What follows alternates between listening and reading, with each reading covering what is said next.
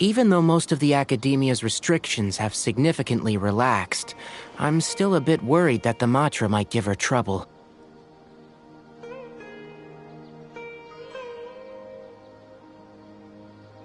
I need to stay here to keep an eye on the situation.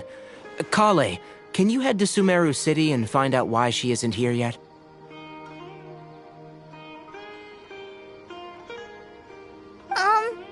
Does it have to be me? I'd only assign a job this important to someone I trust. Are you not feeling well?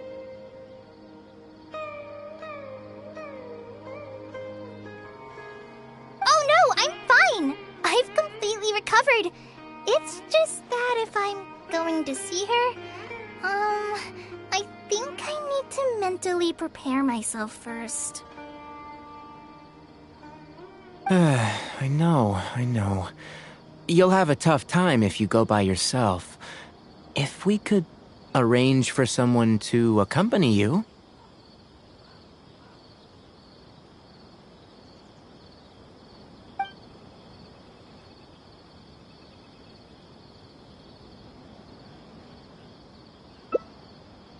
Oh! Hey there! It's been a while. What a coincidence. I was just thinking about asking you to accompany Kale to Sumeru City.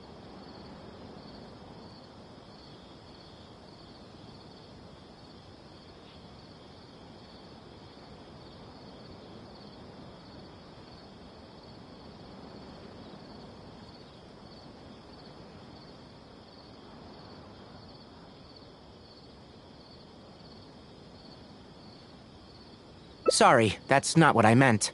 It's just that this matter concerns research banned by the academia. Not the sort of thing you'd shout from the rooftops.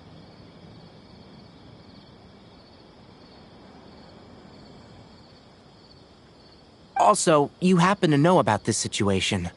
There are very few people I can trust to be discreet right now.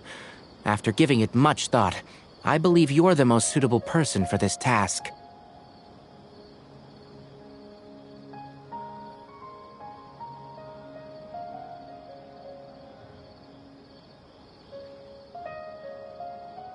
It's complicated, and this isn't the best place to talk about it. We'll fill you in on the details once she arrives.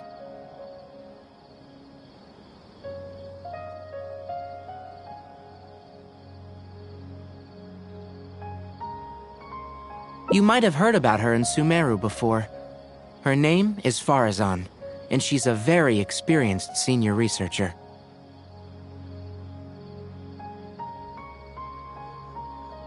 Let's just say that a huge part of Kasharawar's mechanical research over the past 100 years has used her academic discourse and manuscripts as their foundation.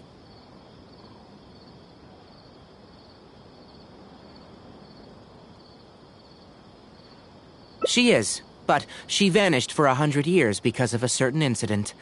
She only returned to the academia after being found in the wilderness a few years ago.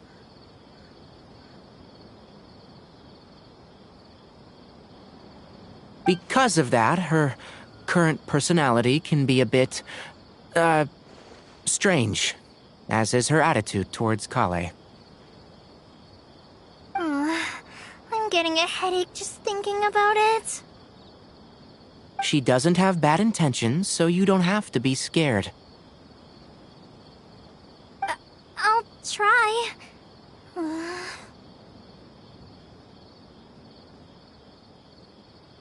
Yes. Kasharawar and Spontamod researchers are often quite prejudiced, so I can't trust them with this matter.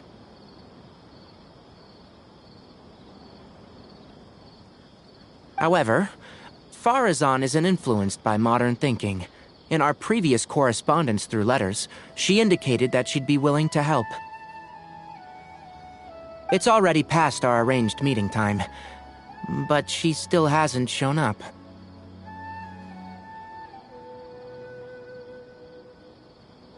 I don't think so. With her personality, it's more likely that she got wrapped up in some sort of trouble. Anyway, can you go with Kale to the Academia and check on Farazan for me? Thank goodness. I was so anxious. I'm counting on you two. Kale, don't push yourself too hard. Just go there and see what's going on. Our task is important, but not that urgent. If Farazan really is in some trouble, come back and tell me about it. We can always reschedule our meeting. After all, if she's distracted by other things, it'll affect her ability to help us. All right, let's go!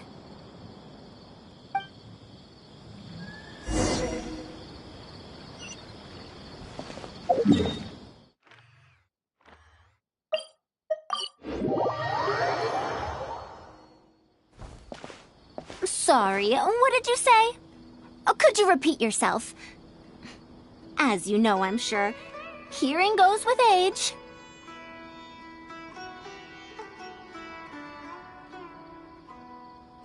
Farazan, I said that you need to give us an answer.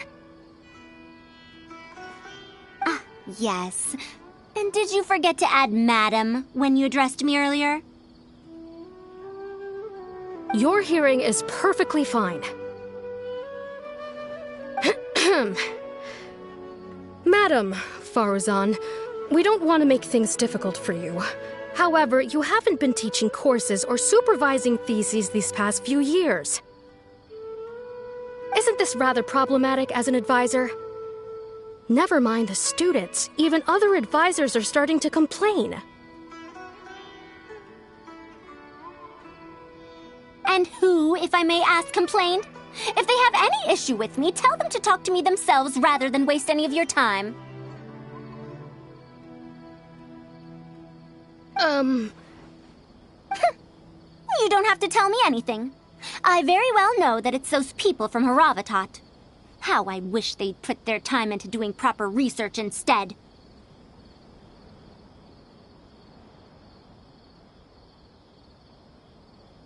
But, Madam Farazan, it has been a long while since you last made any practical academic contribution yourself.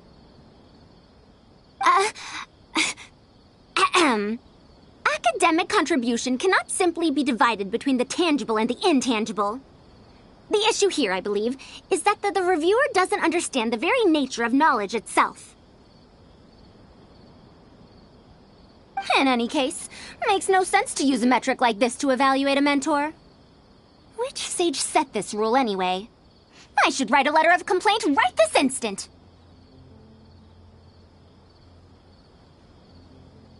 Wait! Madam Farazan, please let me finish. That's her, all right. But the person with her doesn't look like a Matra.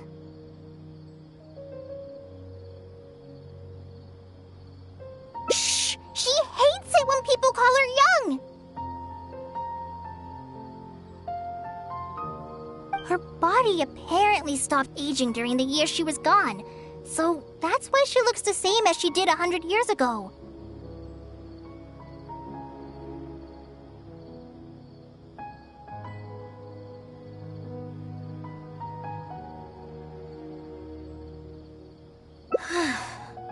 Okay, I think I'm ready for this. Let's go! Anyway, Akara Crafts and the leader of Ksharawar would like to invite you to collaborate on this project. They're wondering if you'd be interested. Madam Farazan? Are you listening? Mm-hmm. Ah, Kale! Why are you here at the Academia? Are you feeling better now? I'm much better, Madam Farazan. It's all thanks to the Traveler and the Dendro Archon. Have you been sleeping well? You seem to be developing some eye bags. Is that brat Tainari forcing you to stay up late again? No, it's because I'm a slow learner. It's not Master's fault. It's good to be hardworking, but you need to take care of your health. I'll have to to give Tainari a right talking to when I see him. I'll also prepare some health supplements for you.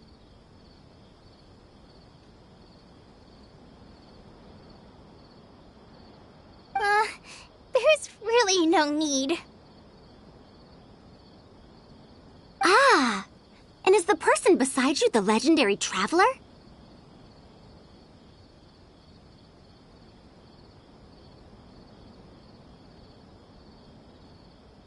Oh, I've heard much about you before. In fact, I've been meaning to meet you for a while now. It is thanks to you, after all, that the academia is finally getting back on its feet. Even Kali's illness is... Ahem. Madame Faruzan, I believe we were still discussing the collaboration with Akara Crafts.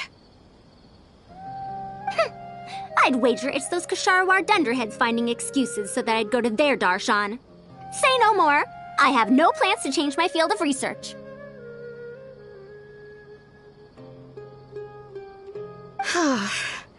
If you're this unwilling to participate in the collaborative project, you can also consider teaching a class.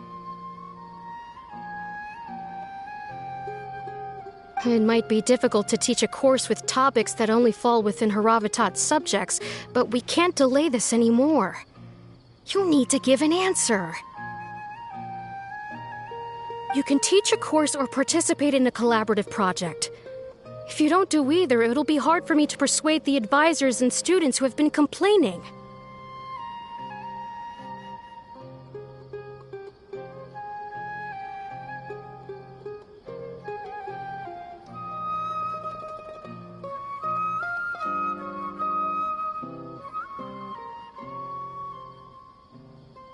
Could you not give me a few more days to consider?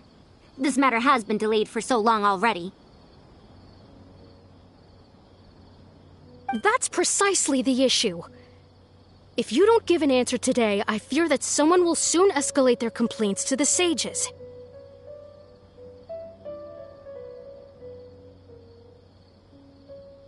What a waste of free time these folks are. Now you two are here at Tainari's behest, I take it. I'm sorry, but given the current situation, it looks like I'll have to come over some other day.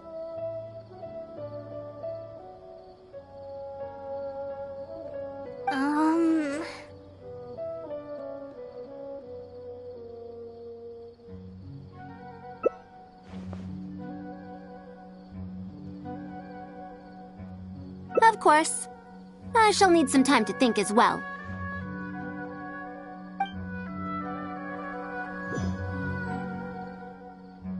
What now? She seems so busy.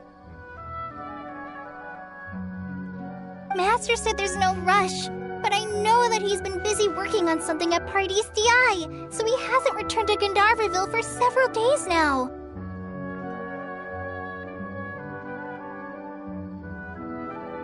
I feel for Madame Farazan, but I still want to ask her to come with us.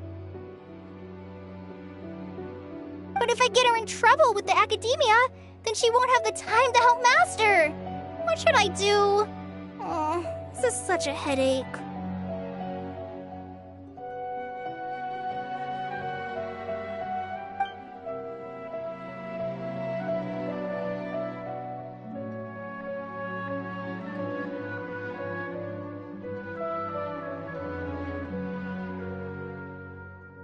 But if someone does complain to the academia, wouldn't it make Farazan's situation more awkward? And if the academia investigated and found her at Pardis DI, things would get even worse for her. Do you have some way to invite her over to Pardis DI without stepping on the academia's toes?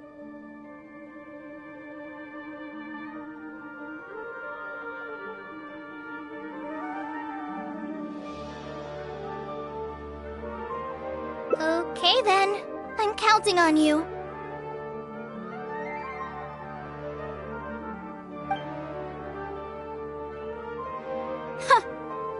I have to teach students from Haravatat, or owe Kasharawar a favor. It strikes me that they might be even less happy about such a deal than I am.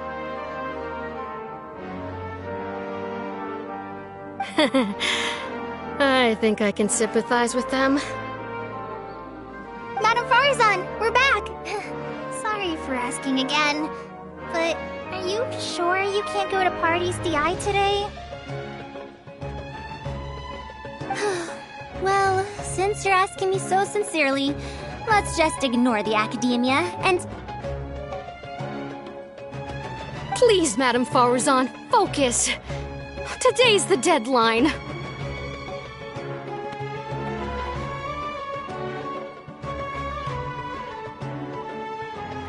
Huh? Yes. I see. No wonder he sent you two over. Why, that lad didn't make it very clear in his letter, now did he? Otherwise, I would have reported it as part of my research.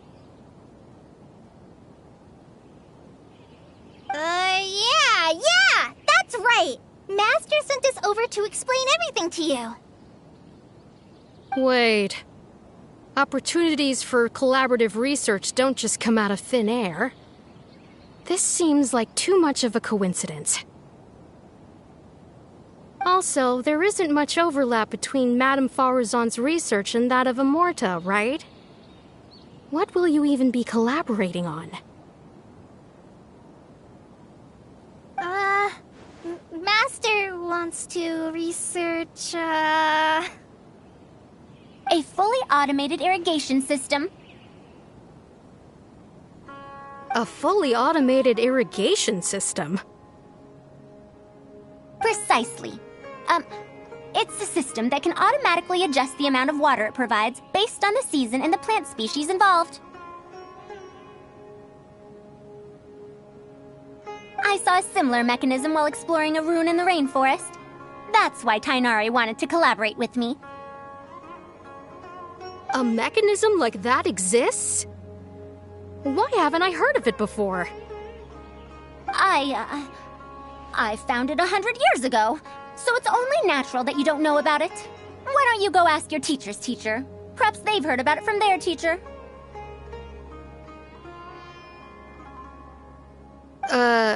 But we can't prove its existence one way or the other, right? Fret not. I'll have Tainari write an official proposal to the academia later. That should do it, right? An official proposal. Fine. We haven't made any progress with either the collaborative project or the elective course anyway. I'll go inform my superiors now. Please do take care of the paperwork as soon as possible. Don't delay this any longer. Sure. I'll be sure to needle him until he gets it done.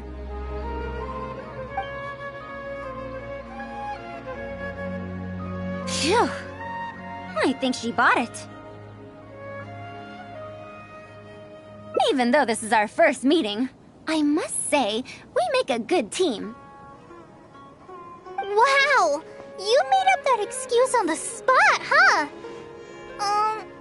Madame Farazan, did you really find an irrigation system 100 years ago? If the academia asks for any details... Who knows? It's been 100 years, so it wouldn't be too surprising if I've forgotten a few details, no? Huh? Then how will we explain things to them? I'll let Tainari worry about whatever documents we might need to send to the academia. If I'm right, the request he has in store for me won't be any simpler than the academia nonsense.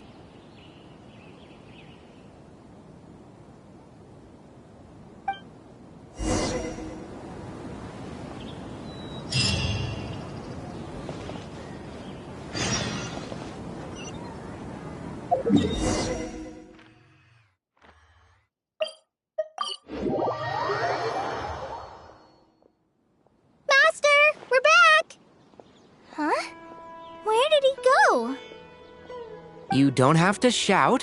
I can hear you. Well, You got here much faster than I expected. I thought you'd have a lot more business to take care of.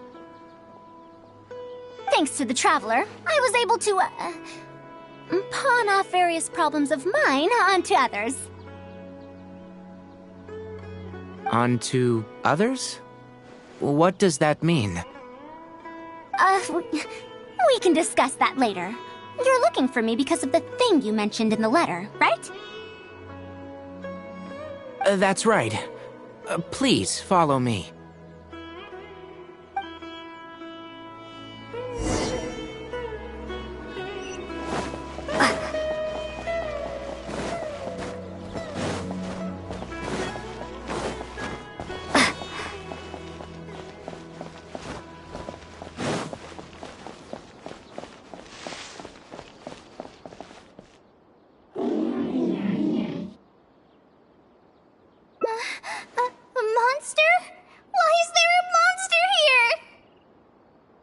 Don't be scared, Kale. This is the mechanical life form the Traveler and I saved a while back. Its name is Carcotta. It's the final work of a late junior of mine. You mean Abatui? He must have been a genius to create one of such polish all by himself. It's uncommon that a Spontamod researcher is able to create such an intricate machine. If he were still around, we could probably chat the day away. What a shame.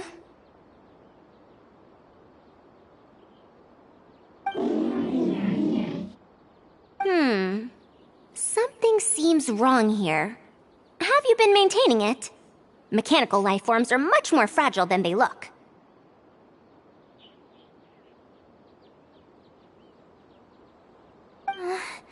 Is Carcotta sick? Carcotta has been lying down like this since a few days ago. It could be an old malfunction acting up again. I've taken a few courses conducted by Spontamod before, so I've managed to perform some passable repairs on Carcotta's energy supply module. However, it seems the issue this time is with its transmission. My knowledge can only prevent its condition from deteriorating any further. But Madame Farazan, you should be able to find a way to repair it. Not necessarily. Mechanical life forms are created using techniques from alchemy, elemental science, and more. There are multiple modules here that influence each other. A simplistic knowledge of mechanisms will not serve here. You know that as well. Each mechanical life form is very different from the next. So even I cannot be sure if my understanding of mechanical life forms is going to be of any use to our little crab friend here.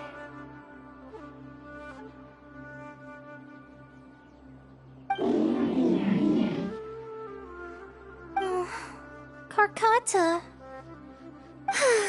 Can you all go outside for a minute? I need a bit of space. Before I do a thorough check, everything we've just said is but conjecture.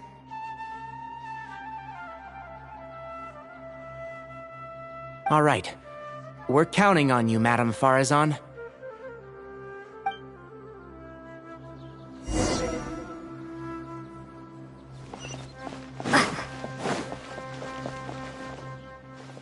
We'll wait here till Farazan finishes her inspection. In the meantime, I'd like to talk to you about her.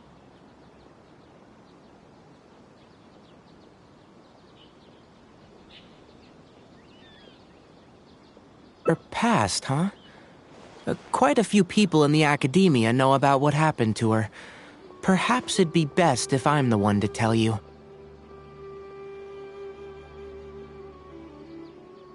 I've told you before that she had disappeared for 100 years, right? From her perspective, trapped might be a more apt description.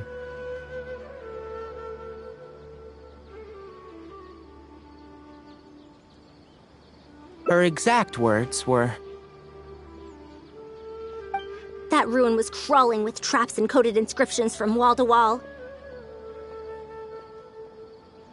I did all I could to decipher the code and deactivate the traps to escape the ruin, but there was no way out.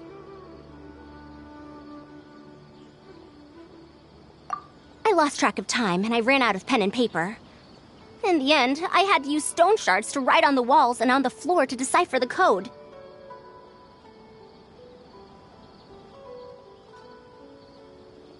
Then, before I realized it, I ran out of space on the walls and floor. I had to calculate all the possibilities in my mind. After that, my memory started to become fuzzy, and my cognition slowed down. She doesn't remember anything else, including the location of the ruin and how she finally managed to escape.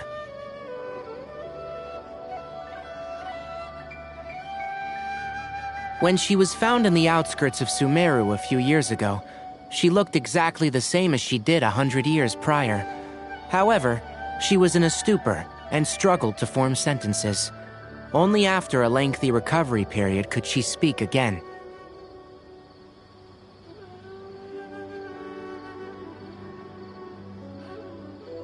The academia speculates that she must have gotten trapped in an unknown ruin while researching machines a century ago.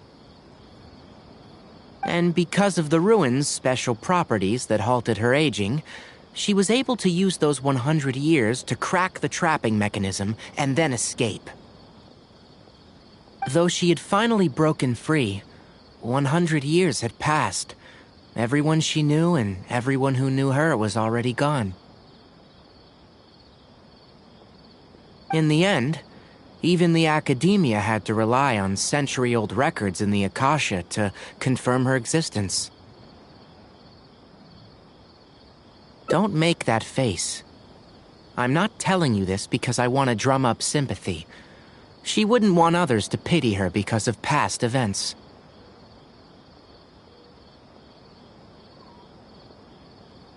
Rather, she sees that period of entrapment as an experimental error. As a researcher, she must accept everything that results from her experiments, even if they don't fall within expectations.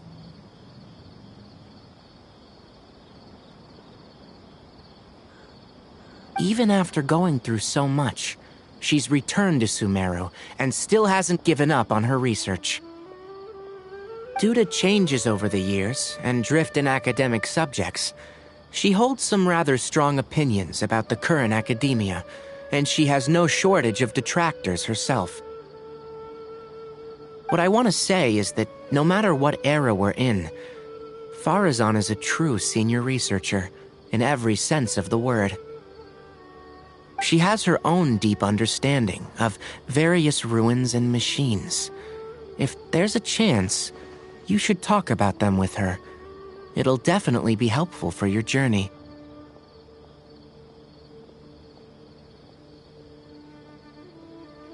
Master, Madame Farazan's done. Oh, let's head over. With any luck, she might have figured something out.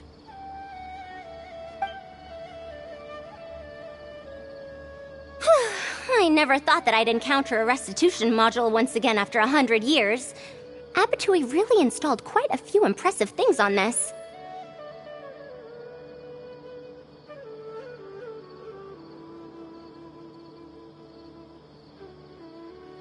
If my guess is correct, this mechanical life form has displayed attempts at self-sustenance before, right? Such as collecting parts to repair itself, for instance?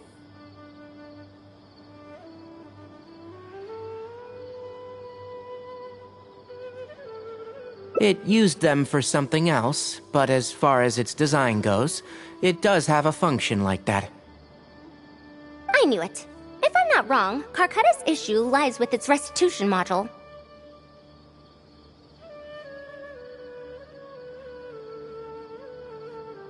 Abatui's modified this module extensively, but the core parts and design philosophy are very similar to the principles as I know them.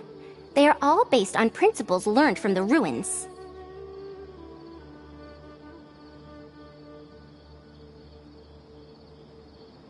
The creators of the Ruins machine once tried to create a perpetual mechanism that could replace life or even surpass it.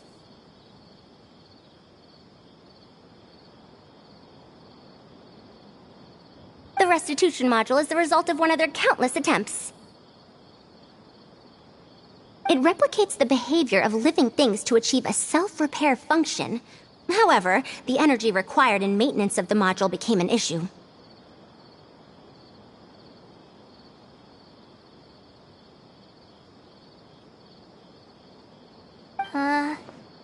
Energy consumption?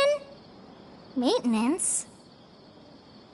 For example, a living thing's heart can deliver nutrients and blood to various organs. However, the bigger the living thing, the more powerful the heart needs to be.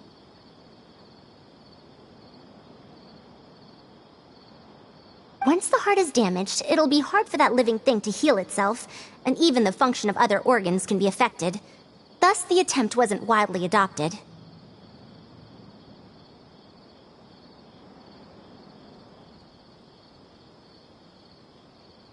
Even 100 years ago, I'd only seen it once before. Oh dear, this is going to be a problem.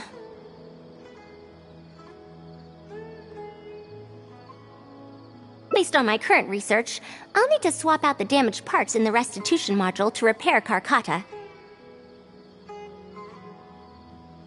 But like I just said, the module is rare, even by the standards of ancient machines. Not only that, but there is very little related research documentation available. Finding suitable parts would be like trying to find a single gear in the vast desert, to say nothing of the difficulty in making those parts from scratch.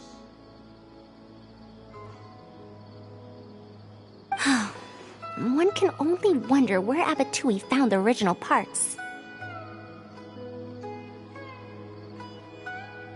I might have an idea. Abatui was, for a time, quite passionate about excavating the Great Red Sand. This was when he had just gotten expelled from the academia. You mean to say he found a restitution module in the desert? Well, that is indeed possible. But the desert's huge! How are we supposed to find the parts that Karkata needs? According to the Academia's records, no similar parts have been found in the Great Red Sand over the past 100 years. If we want to try our luck, we'll have to explore ruins that have never been explored before. I do know that a Vahumana researcher formed an expedition team after the sandstorms and earthquakes subsided. They are now exploring areas of the desert that used to be difficult to access. Should we ask them if they've made any new discoveries lately? The chances are slim, but it's at least more effective than running around like headless chickens.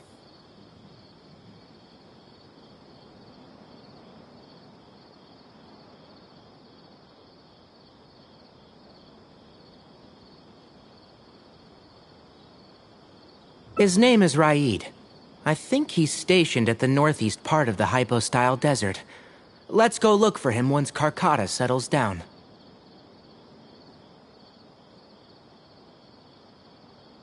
Oh, you and Kale should probably stay. Karkata's condition may be stable, but it would still be better if some of us stay to look after it.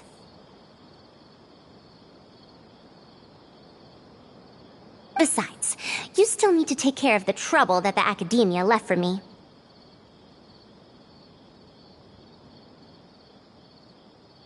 Trouble from the Academia?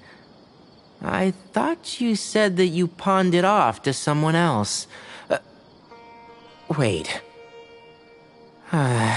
Don't tell me. I'll let Kale fill you in on the details. I look forward to seeing your work, Tainari.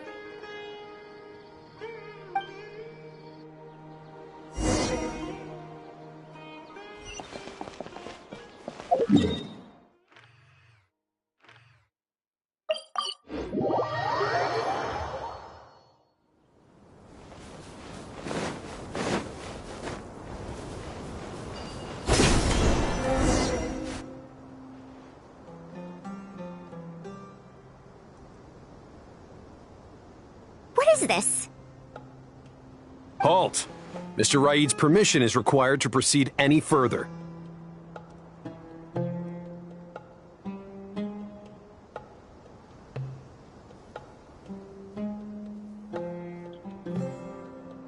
That still won't do. Mr. Aid told us to keep people away from the ruins so they don't damage the site.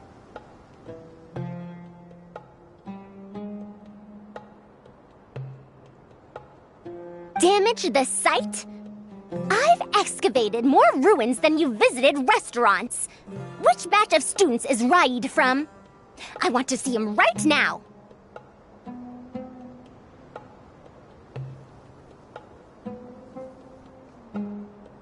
He isn't at the campsite now. You should all leave. Only he can give you permission to enter.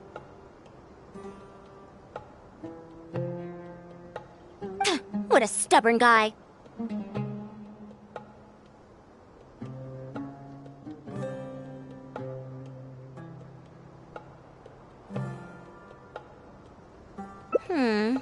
You're right.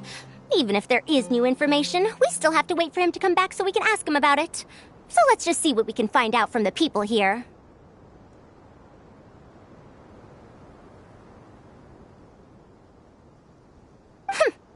I'm going to give that Raid a good talking to when he gets back.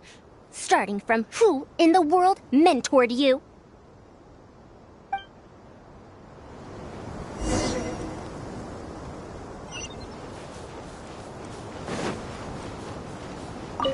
That machine looks amazing! Could it be the legendary Ruin Wanderer? The location seems to fit too. Might that legend actually be true?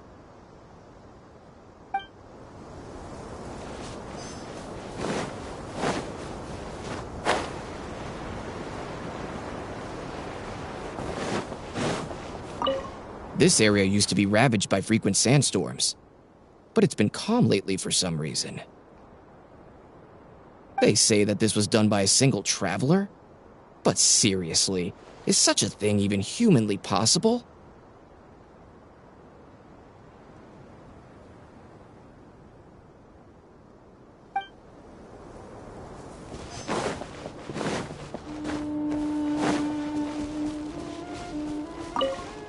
The ruins?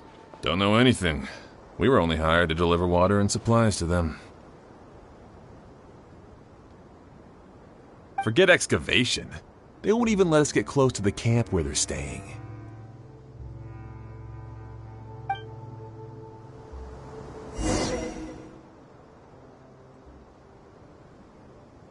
Well, I found out everything I could. Is there anything that stands out to you?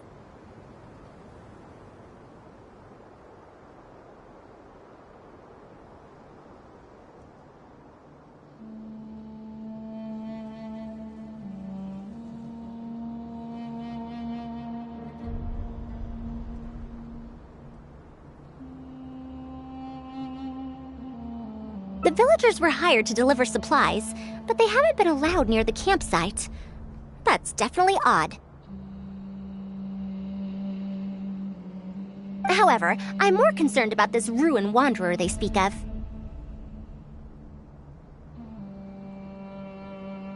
Ruin Wanderer. That's the first time I've heard that name. But that wreckage did seem a bit weird. It's a bit far away, and I can't really say for sure from this distance.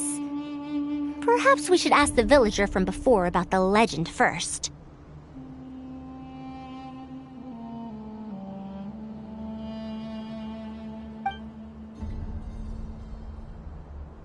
Huh? What are you guys doing back here?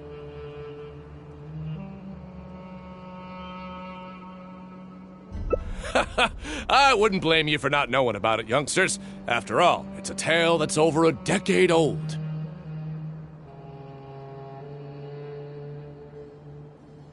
It's said that this monster, the Ruin Wanderer, traversed through various ruins for centuries. Many adventurers had claimed to see it while exploring. Some said that it was like a giant, while others said that it was like a beast. However, none knew why it wandered the ruins. Then, about 10 years ago, we stopped hearing any news about it in Sumeru. No one has seen it since then, and the legend has since faded into memory. You youngsters probably don't know about the Ruin Wanderer nowadays, but it was famous for centuries. Centuries? Impossible. I heard nothing about it back then. It could only have been around for a few decades at most. Wait, back then? Indulge my curiosity for a moment. Why do you think that wreckage is the Ruin Wanderer?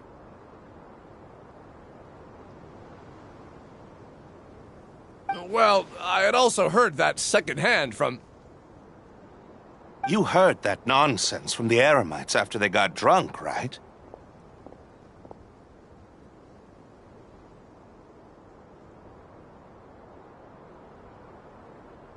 Who are you? Madam Faruzan, it is a pleasure. I'm Raid, the one who organized this archaeological expedition.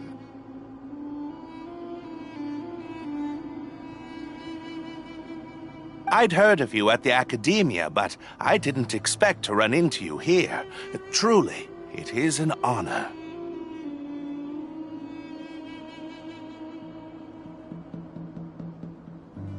And this must be the famous traveler, I presume. What brings the two of you here?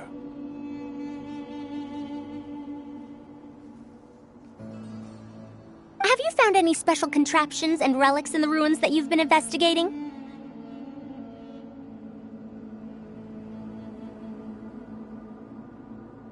I'm ashamed to say that we haven't found anything noteworthy, even though we've been investigating for a while now.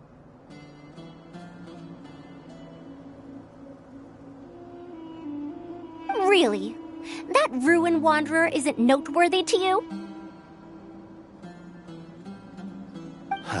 I'm afraid those are mere rumors. Really, I sometimes wish that those people would put as much effort into their work as they do into gossiping.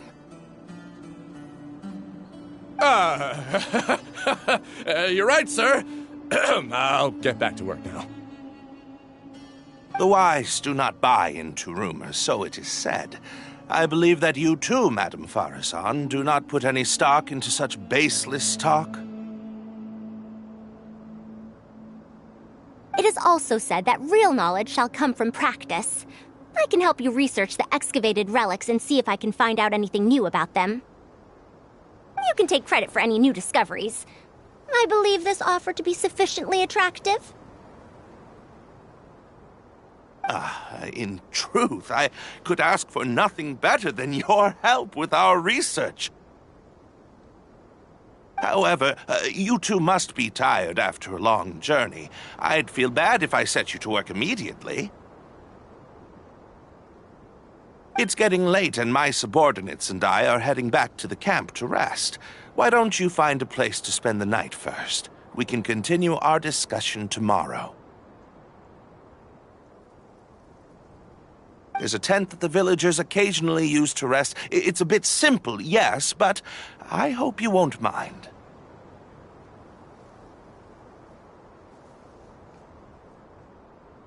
Since you need to rest as well, let's do just that.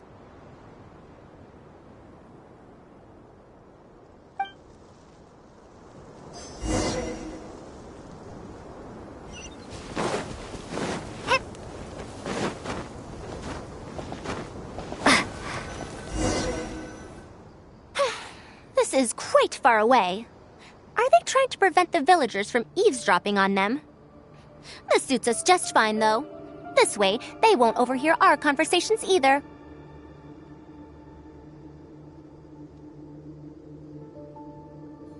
Now, I have my suspicions about this archaeological expedition team and that machine wreckage. I only caught a quick glimpse, and it was from a distance. But based on the condition of the armor and joints, it didn't seem like something that had been lying around for centuries. At most, I'd estimate that it only stopped moving about a dozen years ago.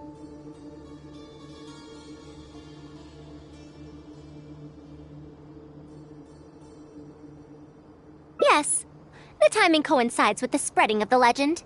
Now, assuming that it really is the Ruin Wanderer, How do you suppose it was able to maintain a relatively good condition despite high-intensity operation over the course of several decades?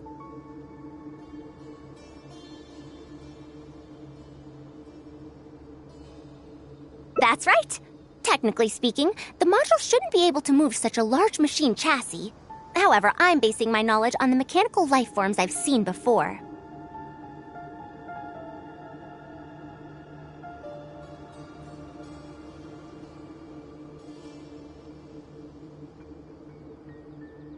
Well, this was over 100 years ago. It was a machine about the same size as Karkata, actually. It couldn't carry heavy objects or fight, and was only able to help me record some notes.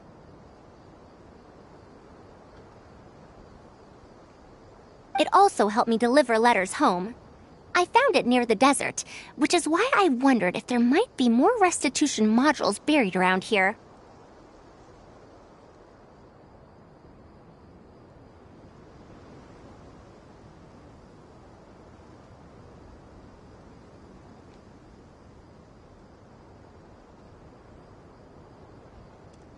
Honestly, people in ancient times might have already solved the problem of providing enough power for all I know. I'll need to research this properly.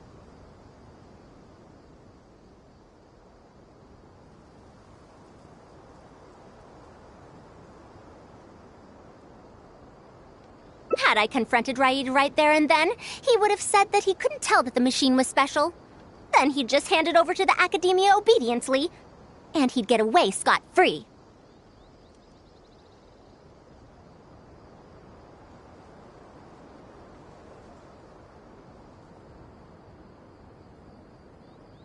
If the wreckage were to be handed to the Academia, it'd be much tougher for us to do research on it or get spare parts for Karkata.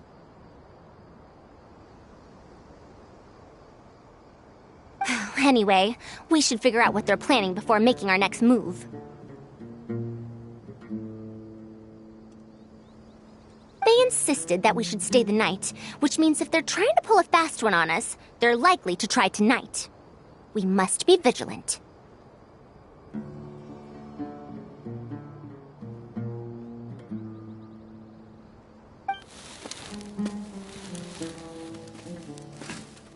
Are those sounds coming from the excavation site? I knew they wouldn't be able to wait. They must be scared that we might discover something tomorrow.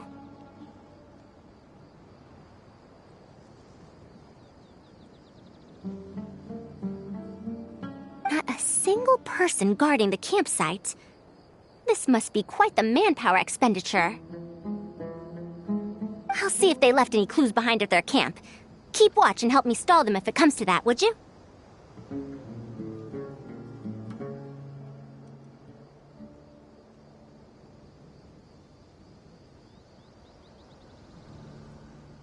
All right. I'm counting on you.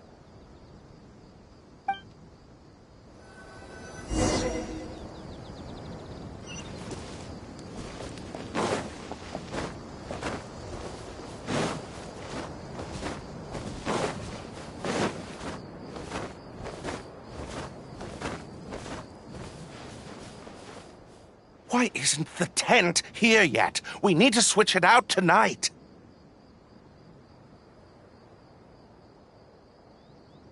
It's still on the way. I'm afraid this is the first time we're delivering such a huge one. You good-for-nothings are just a load of trouble, aren't you? We wouldn't have to deal with these interlopers if you had kept those lips of yours from flapping. Hurry up and hide our current tent and deliver the new one to me tonight, no matter what it takes. Huh? Who's there?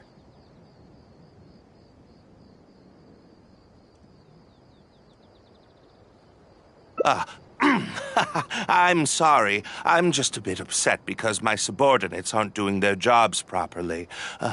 When did you get here?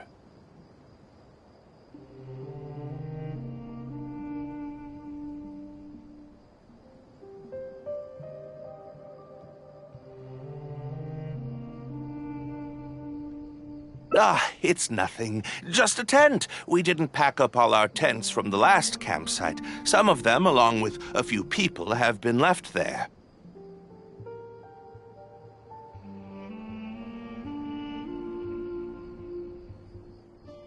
Someone damaged our current tent, so I'm trying to get my subordinates to get one from that previous campsite delivered here.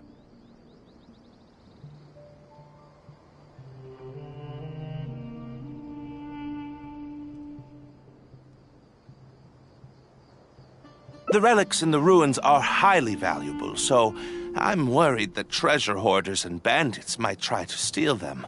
Since the tent isn't here yet and I can't fall asleep, I came here to patrol.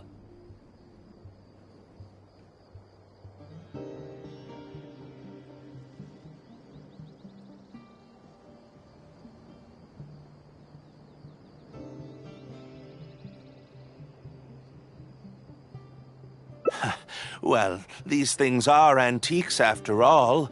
There will always be people interested in buying them. I hired so many people precisely because I was worried about that happening.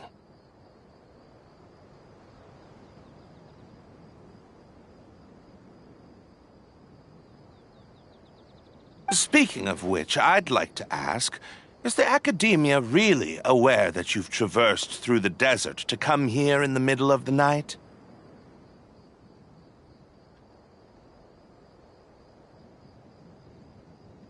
Also, where's Farazan?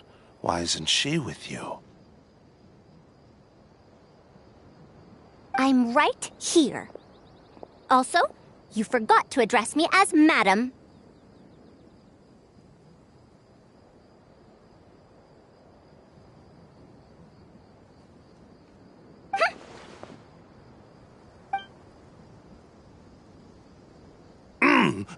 Sorry, Madam Farazan. You were all making so much noise that I couldn't sleep, which is why I got the Traveler to find out what was going on.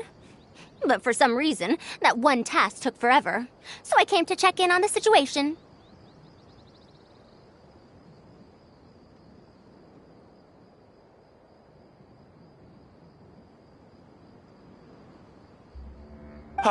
I'm very sorry for disturbing your rest. I'll tell my subordinates to be quieter on patrol.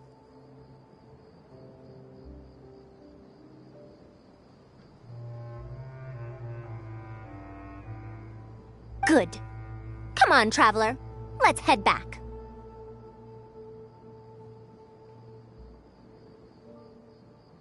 Yes, we came to check out the situation, didn't we? Well, we've already done that.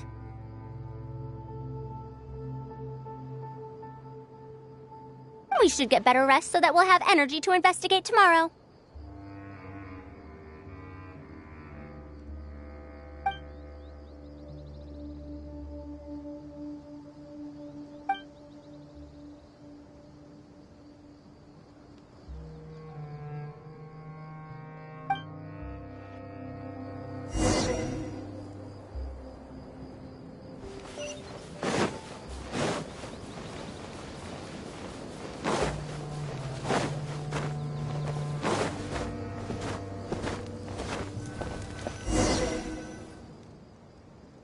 Thanks for dealing with them.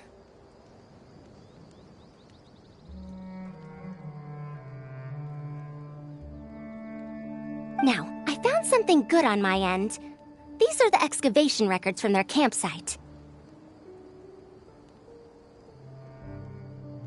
According to them, the ruins have been raided before, with numerous traps and contraptions having already been triggered.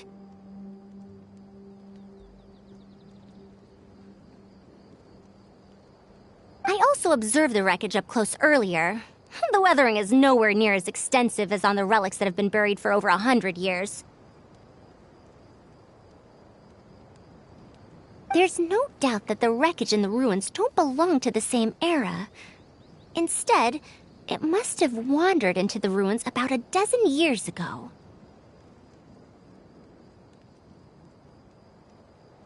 It could have fallen into a trap or encountered a glitch within the ruins, remaining stationary like that until it was discovered recently. However, I still don't know why they'd want to hide it. I have no doubt that the researcher could definitely reach the same conclusion I did. The last few pages of the excavation records are written in code, which I still need time to decipher. The answer may lie within those pages.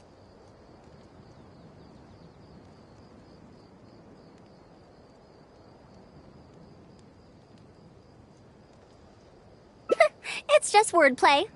And if anything, that's my wheelhouse.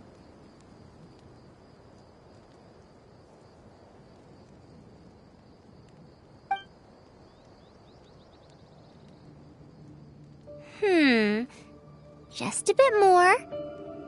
Ah, I see now. Help! Please help! Why are you running away? Come back! Protect me!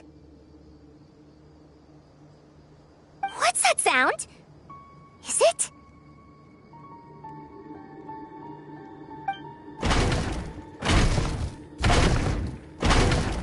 The Ruin Wanderer? Reactivated? That's impossible! Is this the work of some kind of hidden mechanism? Never mind. We have to focus on saving lives first. I'll cover them. You go stall the Ruin Wanderer.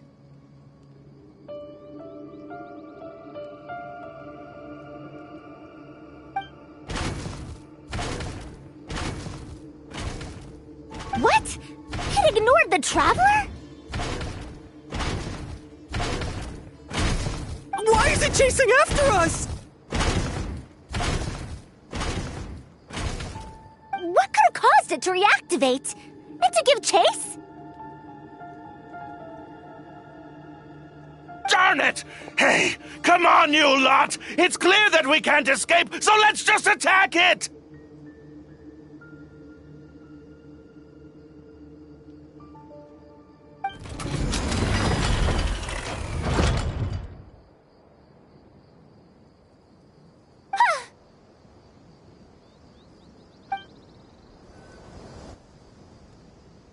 It stopped? Hey, you guys, get up there and tell me what's going on! But what if it suddenly moves?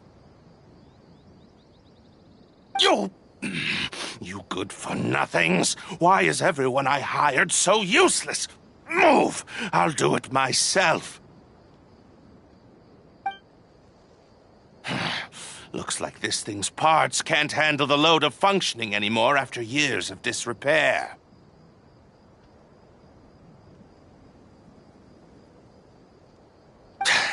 When it first reactivated, I was wondering if it'd be as amazing as the legends had pegged it to be.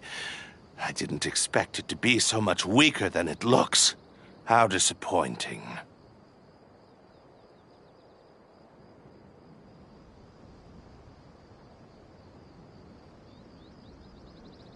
Disappointing, you say? Now, is that because you won't be able to sell it for much?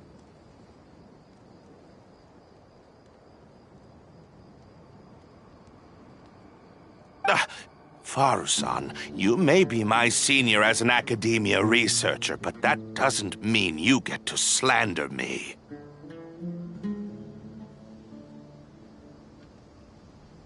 You wrote these excavation records, did you not? Or perhaps calling it a ledger might jog your memory a bit better.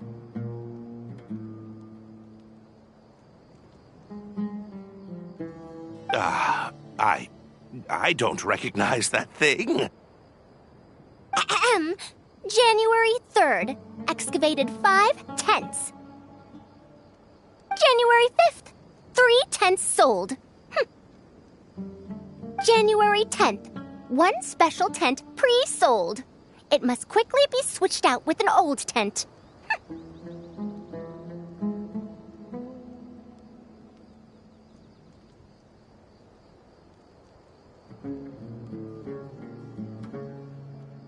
You're supposed to be an archaeological expedition team, and yet here you are, secretly selling the relics and profiting from it.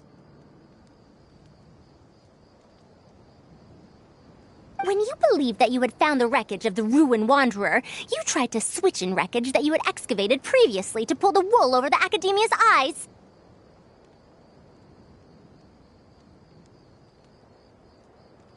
After After all, there would probably be many wealthy buyers interested in purchasing the legendary Ruin Wanderer in the black market. Yes? And then we arrived just before you could finish your work. That forced you to speed up your plan, and you tried to complete the switch overnight before I could investigate the wreckage. In your haste, however, you accidentally activated the Ruin Wanderer instead. Did I get that all right?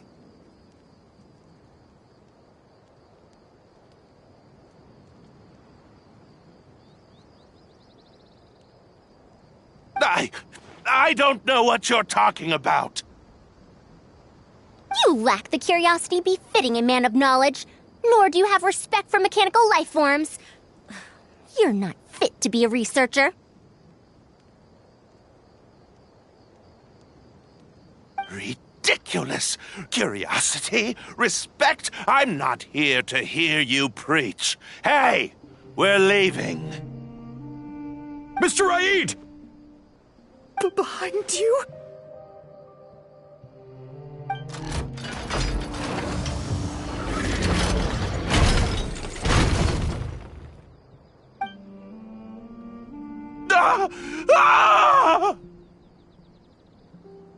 Why is it moving again? Run!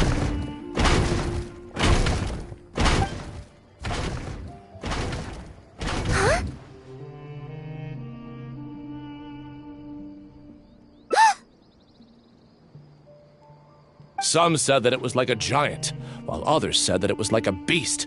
However, none knew why it wandered the ruins.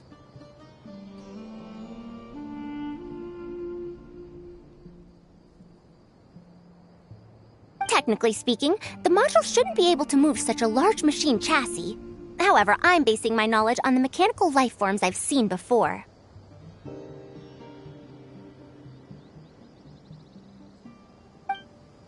Centuries? Impossible. I heard nothing about it back then. It could only have been around for a few decades at most.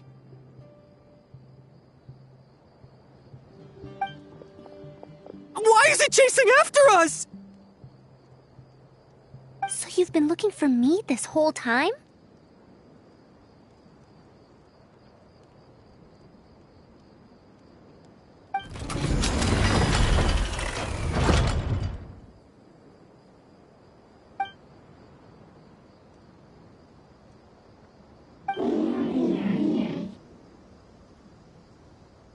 Long time no see, Tamimi.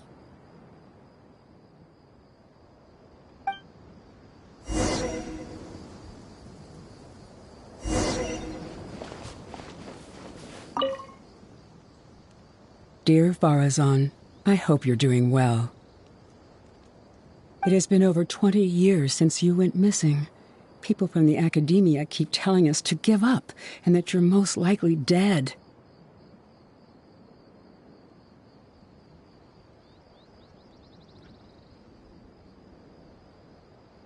But somehow, I feel like you're still alive. Yes, that you live still in some corner of this world.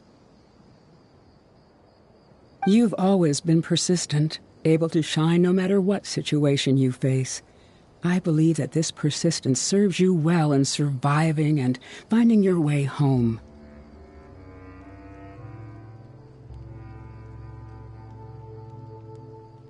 Unfortunately, I likely won't be able to welcome you home when you do. I don't have much time left, and my reflexes have slowed. Others keep telling me to stop exploring ruins. Only Tamimi is still the same as before, always running off to places which you've been to.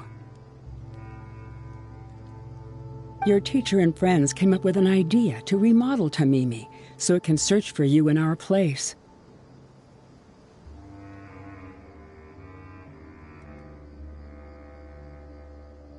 You didn't like coming home back then and would always get Tamimi to send a letter back. Now we're leaving a letter with Tamimi. I wonder if it'll ever be delivered to you.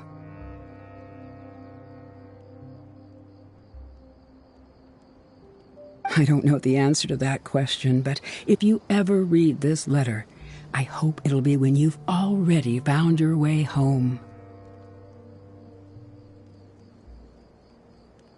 I regret not being able to say this to you myself, but I'll still feel sincerely happy for you, my dear daughter.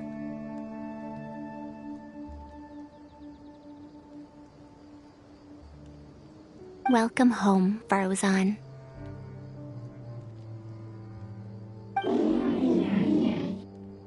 Look at you, Tamimi.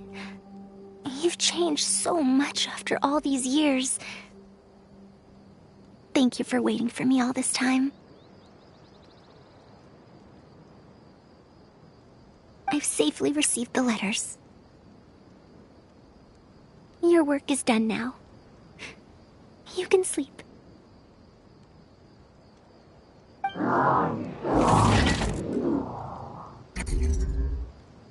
Tamimi, the mechanical life form I encountered back then. When I would go on expeditions, it would follow me, take notes for me, and send my letters home. When I met with that accident, it was on the way to deliver a letter for me. I once thought that I'd never get to see it again. I didn't expect my teacher and others to remodel its self-repair function, upgrading it to self-learning.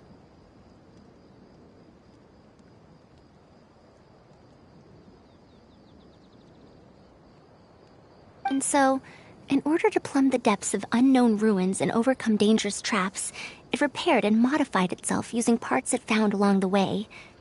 1 decade of wandering became many, and soon...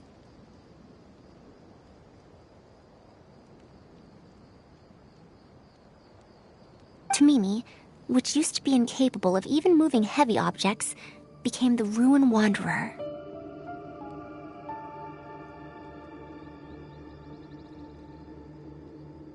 All so I could deliver these last letters from them to me.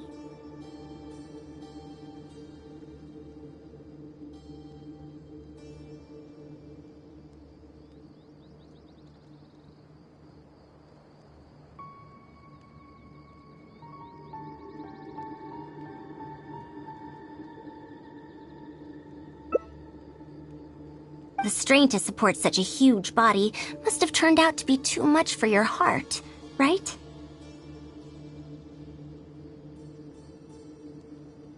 Even after the remodeling, its restitution module still can't function perfectly in perpetuity.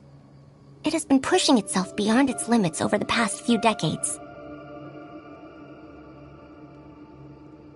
Just like a living being, mechanical life forms have a limited lifespan.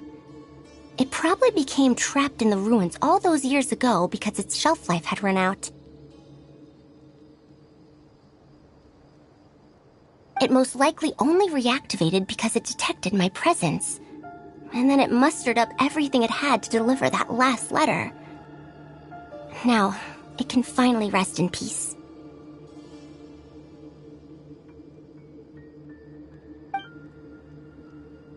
Tainari told you what happened to me, right?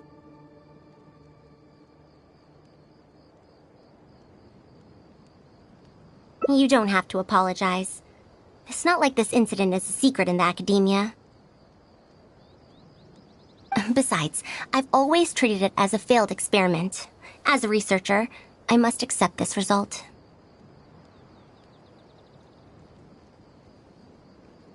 However, finding out that so many people were affected by my failure does make me feel somewhat conflicted. Can you head back to Pardistii first? We've been here for a while, and it's best not to make Kale and the rest worry.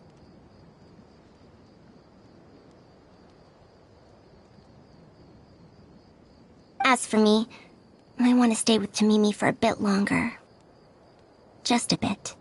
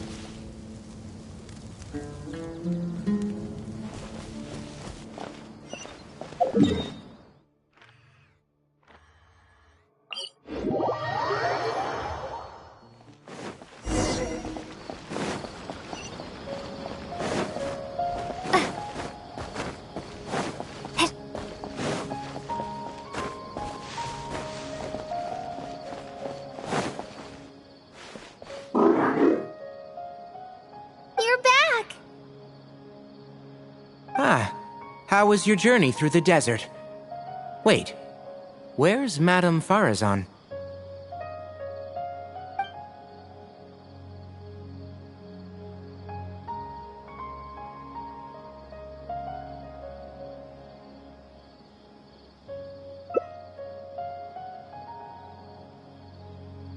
Oh no. She finally got to reunite with an old friend from 100 years ago. But... As a researcher, she could perhaps accept it. However, as a friend, student, and a daughter, we should give her some time. Let's just wait for her here.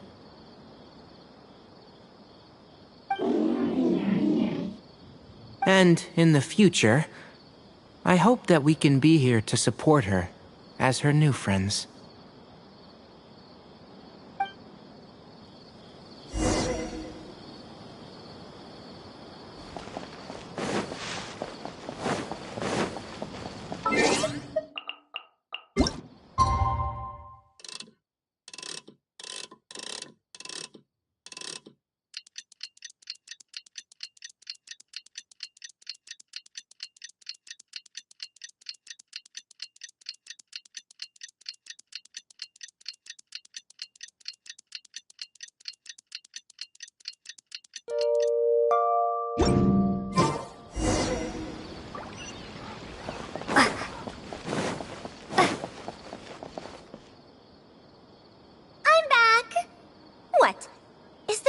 Welcoming party. We've all been waiting for you, Madame Farazan. That's more like it. Now, here are some components I brought back from the desert. Switch these out with the ones Karkata is using right now, and it'll be back in ship shape.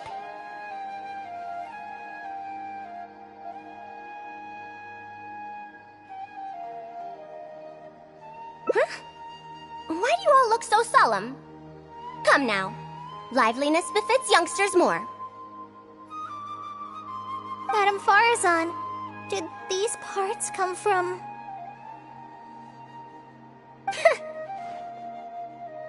Come now. I thought that you must have encountered some major problem. This isn't something you have to worry about. Well, it looks like you already know everything, but no need to feel bad. Like I said before, as researchers, we must learn to accept our failures. Tamimi had been operating beyond capacity for a century, and I'm unable to repair it with my current abilities. Not even with these parts. It would thus be much better to use them to extend Karkata's lifespan.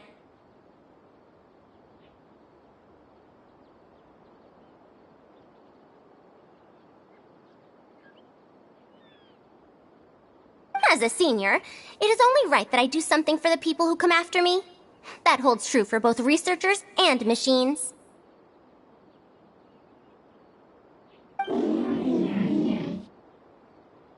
Besides, I didn't say that I would be giving you these parts for free. They will only be used for Karkata temporarily. Otherwise, you wouldn't be able to help me with my research.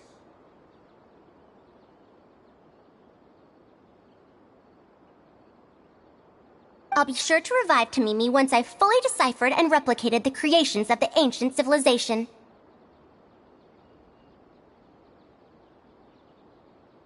All right. I'll do my best to help. Me too. Although, I'm not sure if I'll be much help. Thank you. If they could remodel Tamimi successfully even back then, there's no reason why we won't be able to do even better.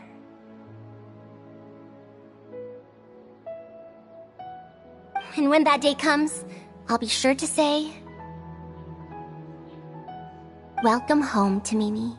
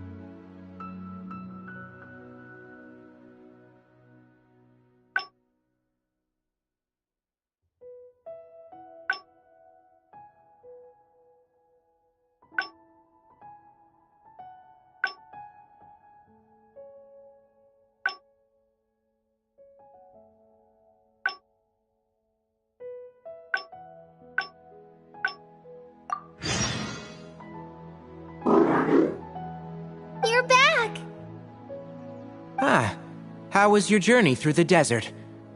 Wait, where's Madame Farazan?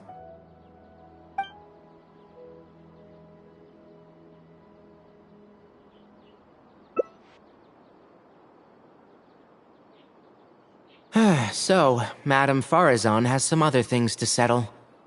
All right. And to think that Raid was doing all those things on the sly.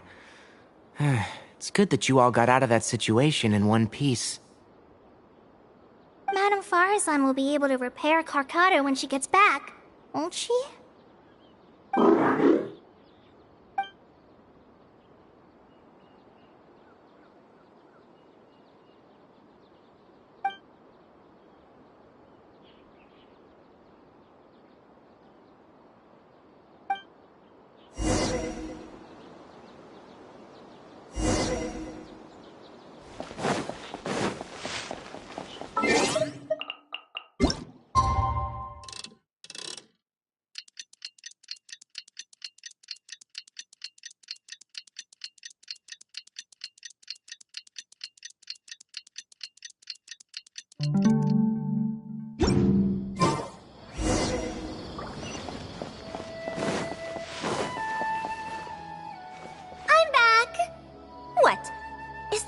Welcoming party.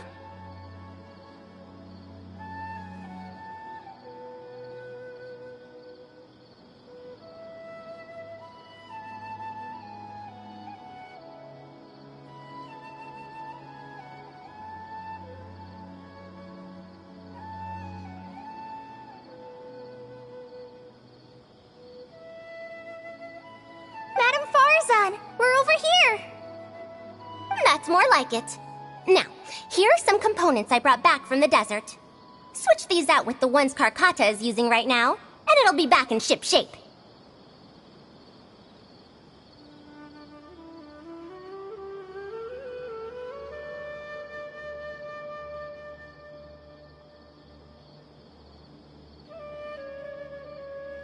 So this is a relic of an ancient civilization. Unbelievable. Thankfully, it didn't end up in Raid's unscrupulous hands. Unscrupulous, huh? Sounds like you already told them what happened.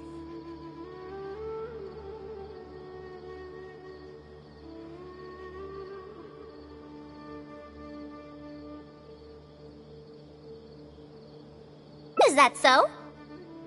Thank you. We will talk about everything else later.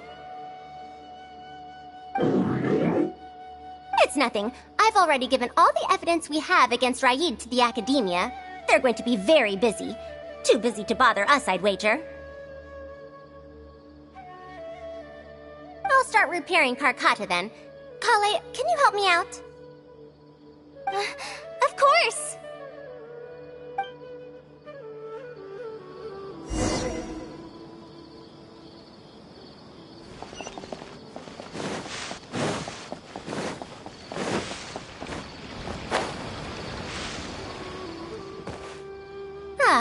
You're here. Thank you for keeping Tamimi a secret.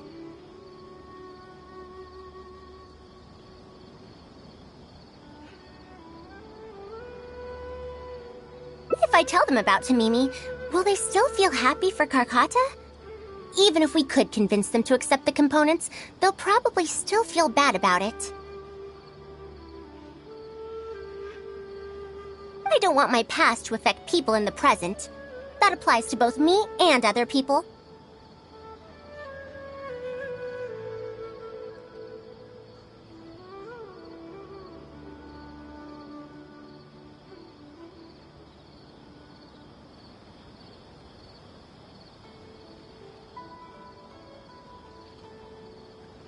It's fine. I'm used to this.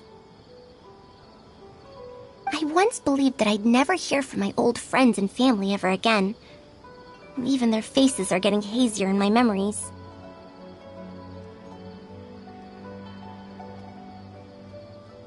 However, I could remember them clearly again after reading the letter Tamimi handed to me and learning that they'd never given up on me. That's more than enough. I'd be disappointing them if I let myself fall into a slump because of this. Neither my teacher nor my mother would have wanted to see me like that. Besides, you're lending a listening ear to me now, aren't you? Oh, Pardeus DI looks pretty scenic at night. Will you take a stroll with me?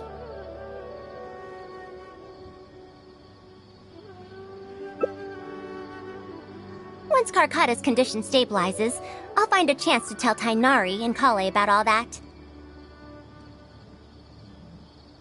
But for now, just help me keep this secret. Thank you. Whether it's 100 years ago or now, I have people who worry about me.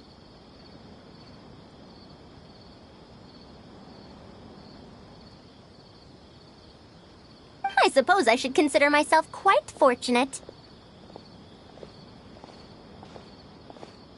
The only time when I felt otherwise was when I had just returned to Sumeru.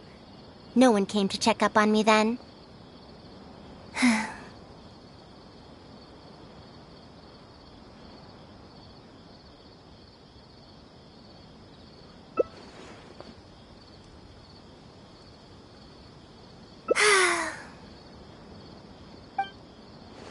Yeah, I'm home.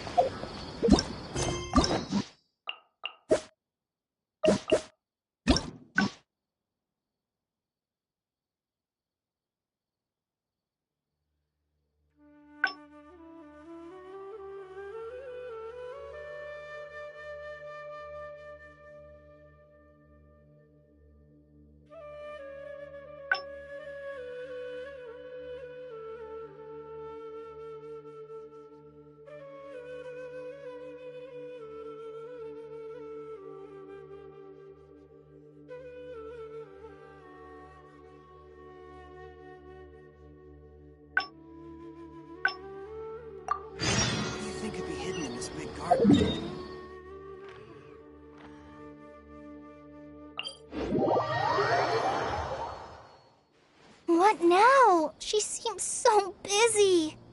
Master said there's no rush, but I know that he's been busy working on something at Pardeus DI, so he hasn't returned to Gandharvaville for several days now. I feel for Madame Farazan, but I still want to ask her to come with us. But if I get her in trouble with the academia, then she won't have the time to help Master. What should I do? Oh, this is such a headache.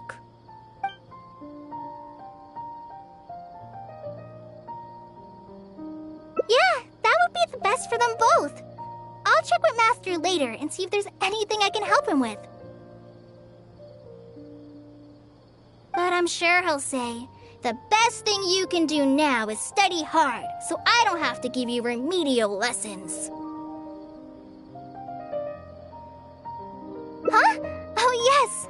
This way she can get her problem sorted out quickly, and then she can go see Master. So if I also stay and help...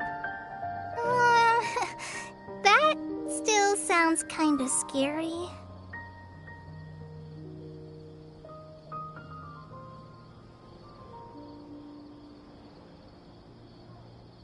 Okay then. I'm counting on you.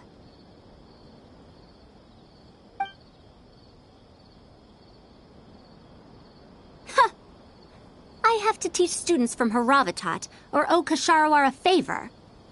It strikes me that they might be even less happy about such a deal than I am. I think I can sympathize with them. We're back, Madame Farazan. The Traveler said that she can stay and help you. Oh, why I couldn't ask for more. In fact, I'm rather curious about the type of person the Traveler is. You were the one who taught Azar a lesson after all. That said, will I be troubling you?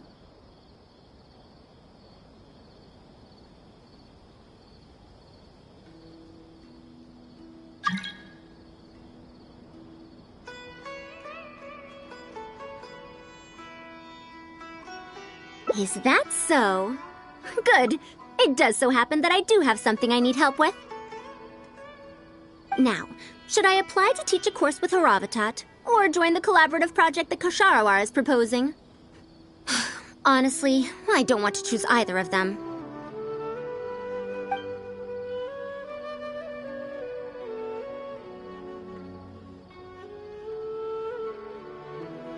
You might have heard of it before. Haravatat is an academic faction that researches languages and runes. 100 years ago, Madame Farazan was a researcher from that darshan. Now, not was. Still am. Yes, of course. But current Haravatat students can't really, understand her direction of research. So even if she opened a course, chances are that no one would attend. In summary, I mean to interpret the configurations and solutions of ruin mechanisms via the deciphering of on-site stone carvings and unearthed documents. It'll include research into general documents dealing with such ancient machines.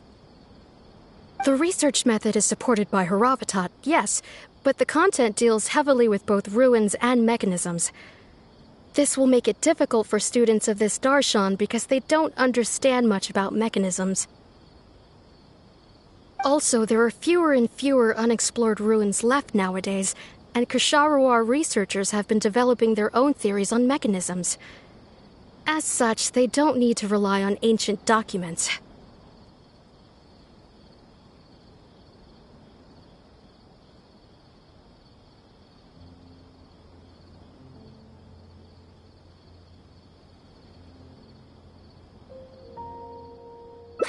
They're far too complacent. Ancient mechanisms are more dangerous and complex than one might imagine. I'm telling you, things weren't like this 100 years ago. All researchers back then were interested in exploring knowledge from a variety of topics. They also gave more respect to unknown mechanisms. Nowadays, all people are interested in are mainstream subjects in popular research. Even if they attended my course, I wouldn't be interested in teaching them. Also, the people here think that my research is outdated and unrealistic, so they keep cutting my funding. Why, I think they could all stand to learn from Kale. She's a hard-working child and respects her elders. Huh? Why me? If only those who came to my lectures were more like you. Speaking of which, are you feeling better? You don't have to confine yourself to Gandharvaville anymore, right? I just remembered that I have a lot of studying to do. I need to head back and find Master.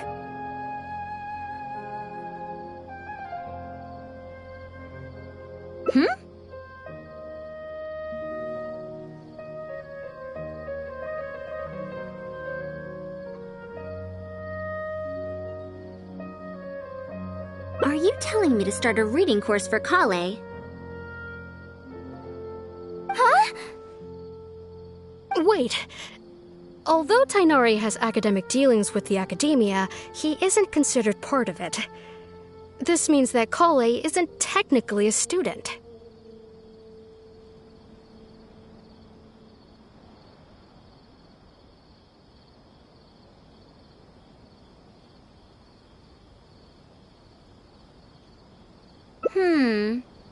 No, she's right.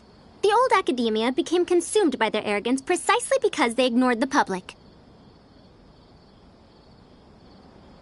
There must surely be many people like Kale and Sumeru who are passionate about learning, but cannot study due to various reasons. The old academia paid no heed to them. But if I start a reading course for Kale as a pilot, perhaps this shall come to benefit many more people in the future.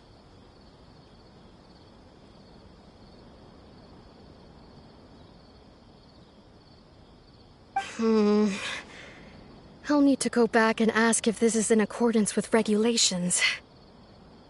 Oh, save yourself the extra trouble. I'll come with you. If there's any arguments to be had, we shall sweep them aside together. Traveler, Kale, do wait for us a little while outside the academia. I'll be back in just a moment. Wait!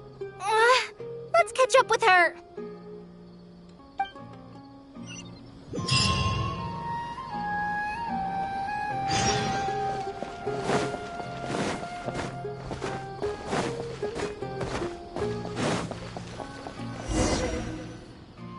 I can't believe she rushed right in after we arrived. She's really headstrong. Oh, how did things turn out like this?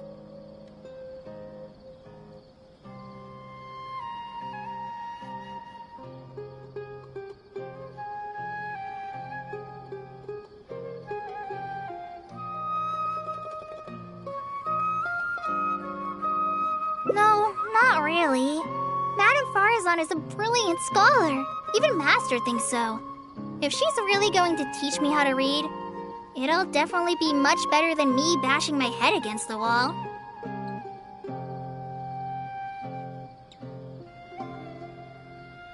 It's just that she can get a bit too passionate sometimes.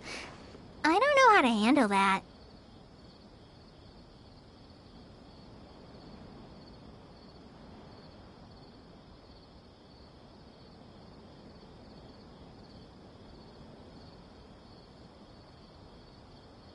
Maybe it's because she wants to take me in as a student?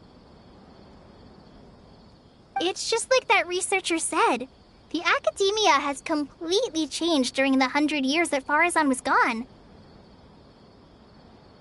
I don't really get it, but it does seem like Haravatat's students aren't optimistic about the prospects of doing research with her.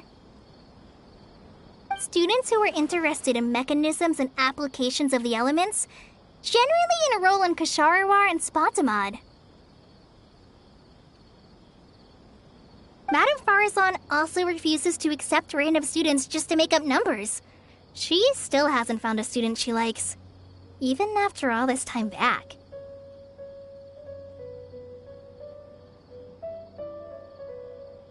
But she seems to like my attitude toward learning, so she often asks me if I'm willing to become her student. It's because I'm a slow learner that I have no choice but to stay up late and study. Whenever she compliments me, I feel really guilty.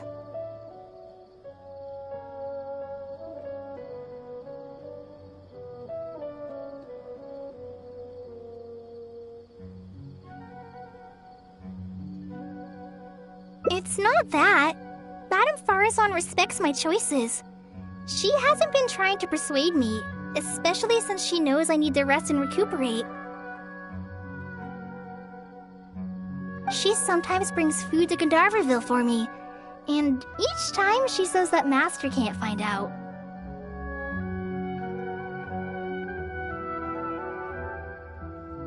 Now that you mention it, it does feel a bit like that. Do I really look that young? Kale, Traveler, thank you for waiting. The issue has been resolved. I argued with the higher-ups and convinced them of the practicality and necessity of educating the general public.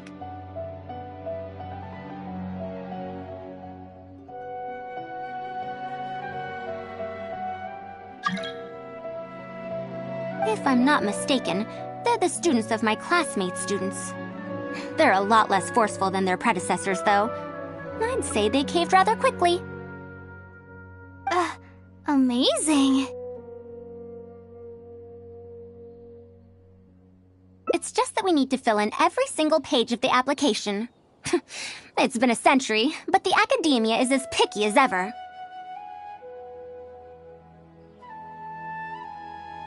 Let's see now.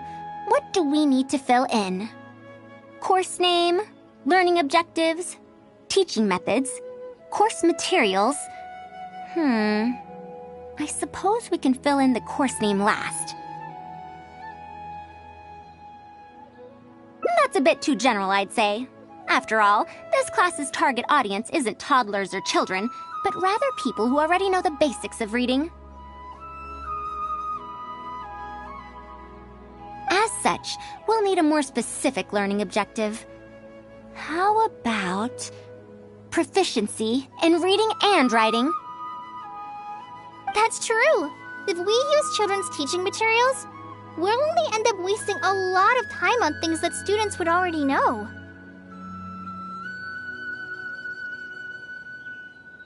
And you have your job as a forest ranger, Kale. People who attend this course in the future are also likely to have life commitments. We need more effective teaching methods.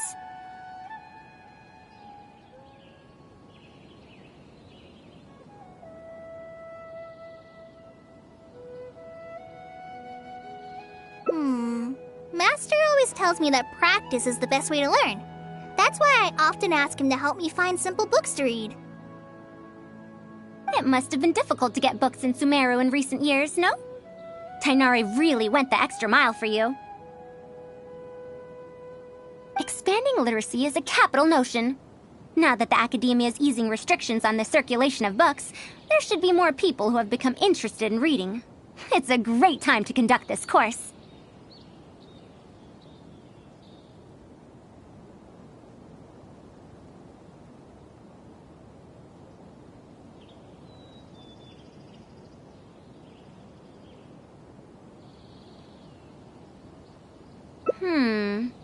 So that's next on the list. I fear that I'm at a loss as to which books youngsters like nowadays. Would The Legend of Antara be too old of a story?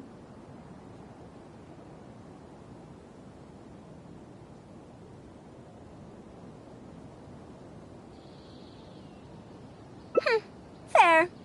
Kale, what have you been reading lately? Me?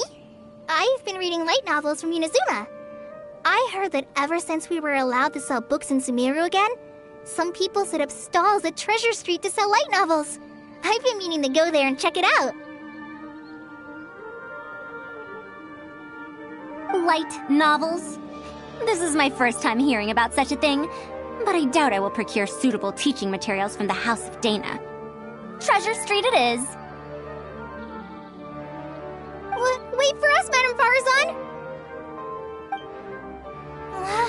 You wouldn't think someone as fast as her is over 100. Let's pick up the pace and catch up to her.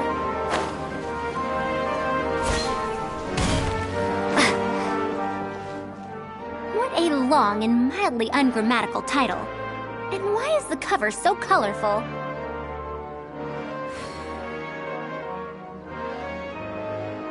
Is this your first time seeing a light novel, ma'am? Oh, they're the most popular of books nowadays. Would you like me to recommend something?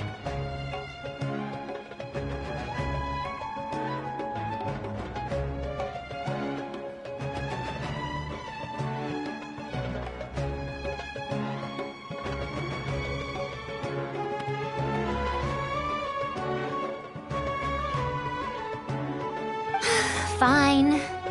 One shouldn't judge a book by its cover after all. May we browse through the books here? Of course. Why don't you try this one? It's Outlander Brigade, When the Wind of Death Blew Towards the Blonde Samurai. I heard that this book's author describes action in vivid detail.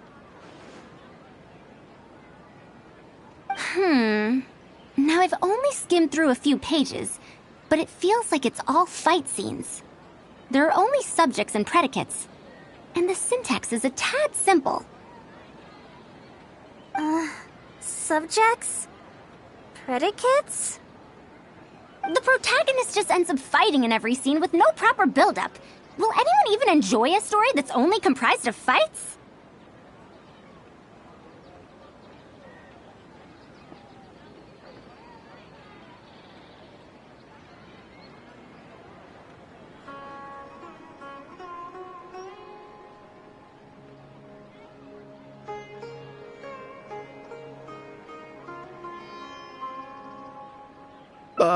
How about... the good thing about being reincarnated as a hilly churl is that I only need to eat Sunsetias to become stronger. A reincarnation isekai story? Those are pretty popular right now. Isekai? What in the world is that? Also, why does it become stronger by eating Sunsetias? Tropes? Ah, those fictional rules used to push the plot forward, yes? They're definitely effective in achieving a distancing effect. Sorry. What is this distancing effect? However, this book doesn't explain how reincarnation correlates to becoming stronger. Such an illogical rule will affect the coherence of the story. Will readers really accept this?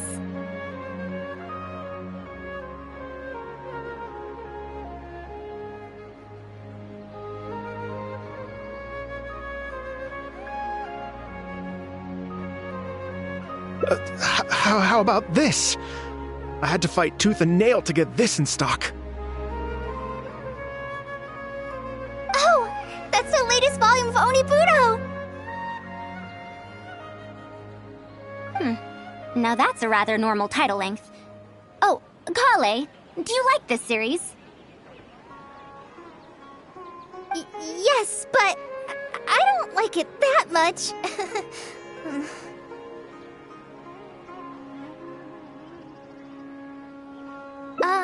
Madam, are you going to use this series as teaching material?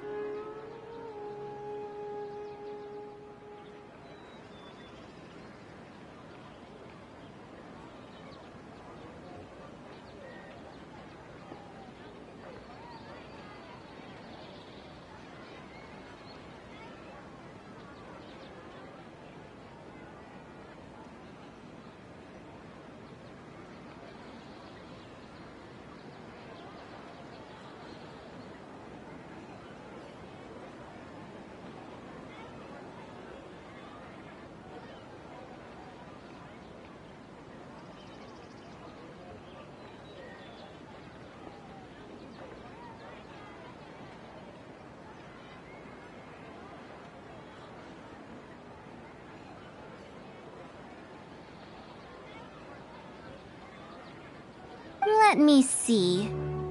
The dialogue flows quite well, but there are too many phrases here that I don't recognize.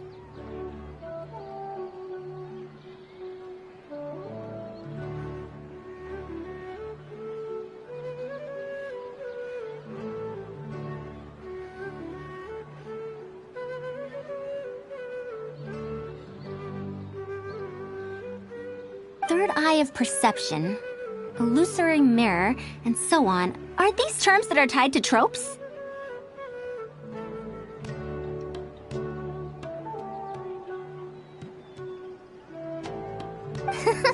I also thought those names were strange when I was reading them.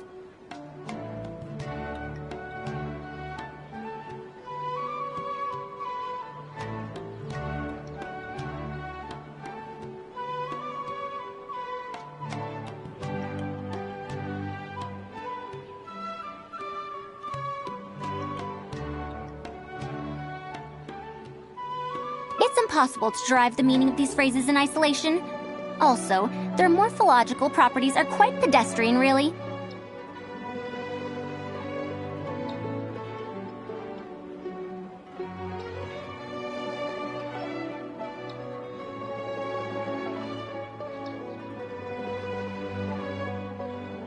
Or did the protagonist purposely create these strange names to disorient their foes?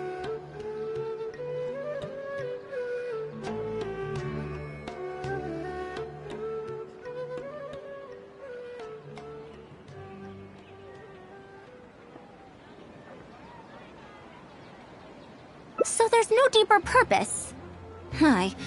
It's quite hard to understand stories written these days.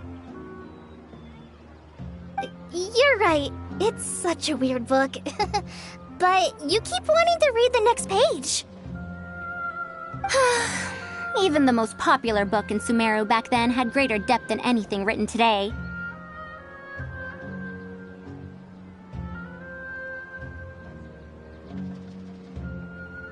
Yes, a Bahumano researcher wrote it while researching folk legends.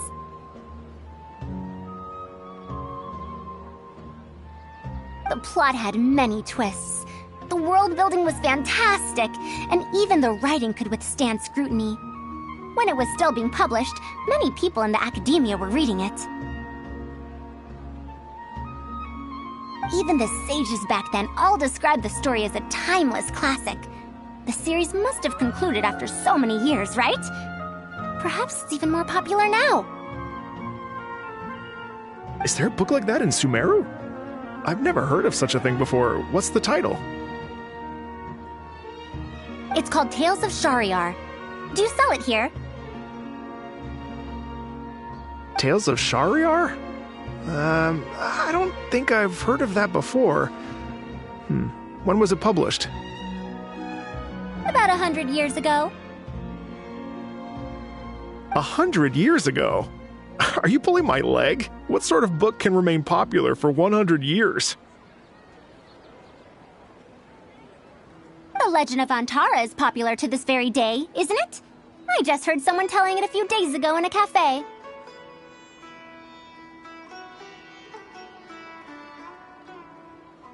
If an old story like that is still being shared, then Tales of Shariar must be even more popular. Even if that is the case, I really don't carry that book here in my store. What? Is that because of the Academia's strict control over books in recent years? I can't believe they've allowed the people of Sumeru to become so uncivilized. How can they not know about the Tales of Shariar? Tales of Shariar? Oh, wait! I think I heard an antique seller on the other end of Treasure Street mention that name before. I mean, it is a book from 100 years ago. Why don't you try asking for it there?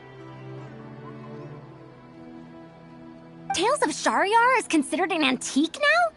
How could the Academia have let such an excellent work of literature be forgotten like this? Traveler, Kale, I'm going to get to the bottom of this. Let's meet at the antique sellers. Madam, wait! Oh no, this is bad. You asked me why I'm scared of Madame Farazan, right? It's not because I don't know how to respond to her kindness.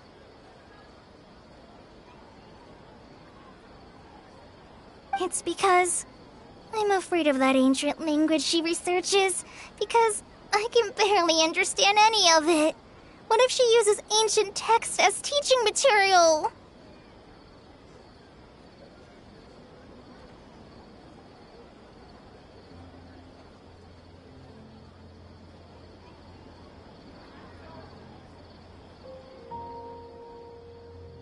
Even so, what if researchers from 100 years ago like to use ancient languages in their books? We've got to catch up to her!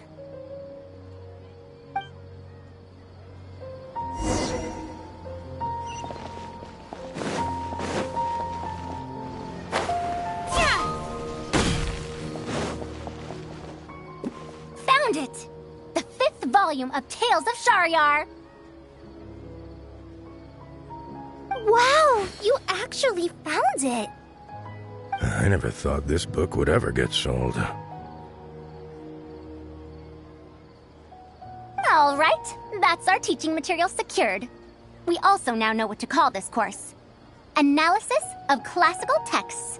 After all, this book is definitely worthy of being called a classic. Can I take a look? Luckily, the language being used here isn't ancient at all. I can recognize a few words here and there. Huh? But why aren't there pictures in this book? As long as the writing is good, readers won't need any illustrations to imagine the scenes.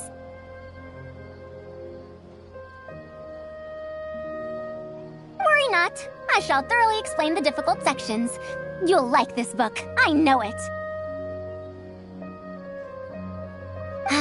After all this time, I wonder if Aaliyah and Aziz ended up together. And who obtained the desert gem in the end?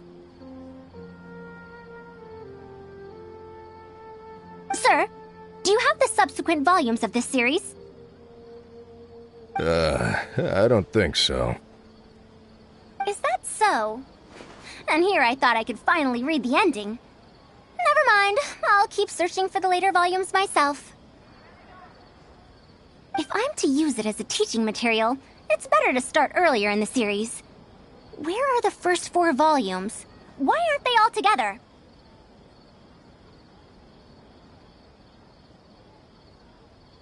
I don't have those either. Actually, this is the only volume I have. Is this series really that popular? No. It's not popular at all. Rather, there's absolutely no demand for it. No demand? Impossible! Back then, I'd come across at least 3 groups of people talking about it during a single stroll at the academia. Seriously? No one told me that this book was anything special when I first got it. Where did you get this from? Can you still contact the seller? I'm afraid not. This book was sold together with a whole bunch of antique furniture. I didn't even notice it initially. Otherwise, the Matra would have come knocking. Wait, is this book actually worth a lot? It can't be, right?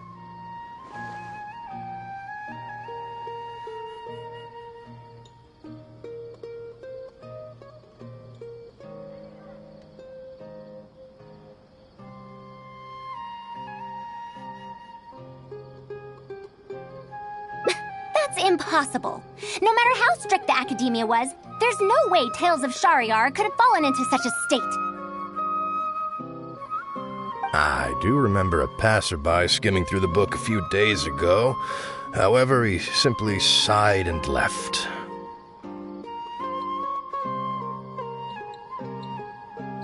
He sighed? Why would he react like that? Given the quality of Tales of Shariar, he should have been entranced after a single glance. I'm sorry. Traveler, Kale, please give me a moment. I'd like to look through this book first.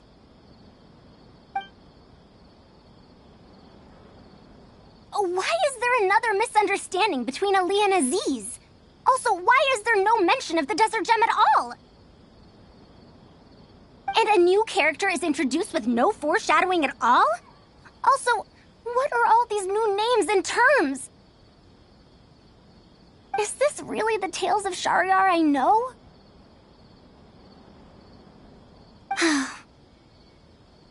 Well, that passerby reacted in much the same way. It's Mada from the cafe over there. You know, the fellow who spends all day telling the legend of Antara. Since that's also a very old story, maybe he knows a thing or two about that, Tales of, whatever it's called. Then let's go ask around at the cafe. Huh? Madame Farazan? Huh? Oh, yes. Let's go.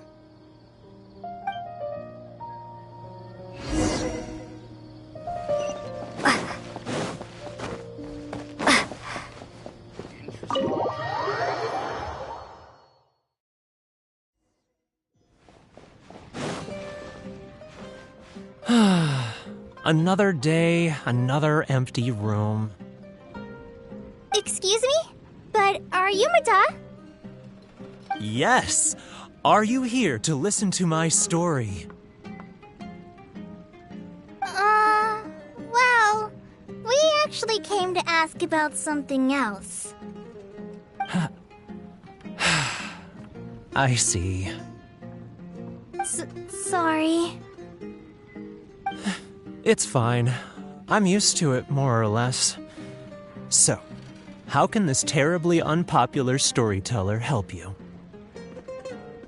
Do you know about Tales of Shariar? Huh? Tales of Shariar? Why, I can barely remember the last time anyone talked about it. My master always talked about how incredibly popular that book used to be. However, I tried reciting a few chapters of it at the cafe, and I found that it's even less popular than the Legend of Antara. Your master? Yes, the one who taught me how to be a storyteller. He said that Tales of Shahryar was written by his master's master's master. He also said that this great-great-grandmaster was an academia researcher, and that even the sages liked the series. He wrote 4 volumes back then, and the reviews just got better and better. You couldn't find a single person in Sumeru who hadn't read his books.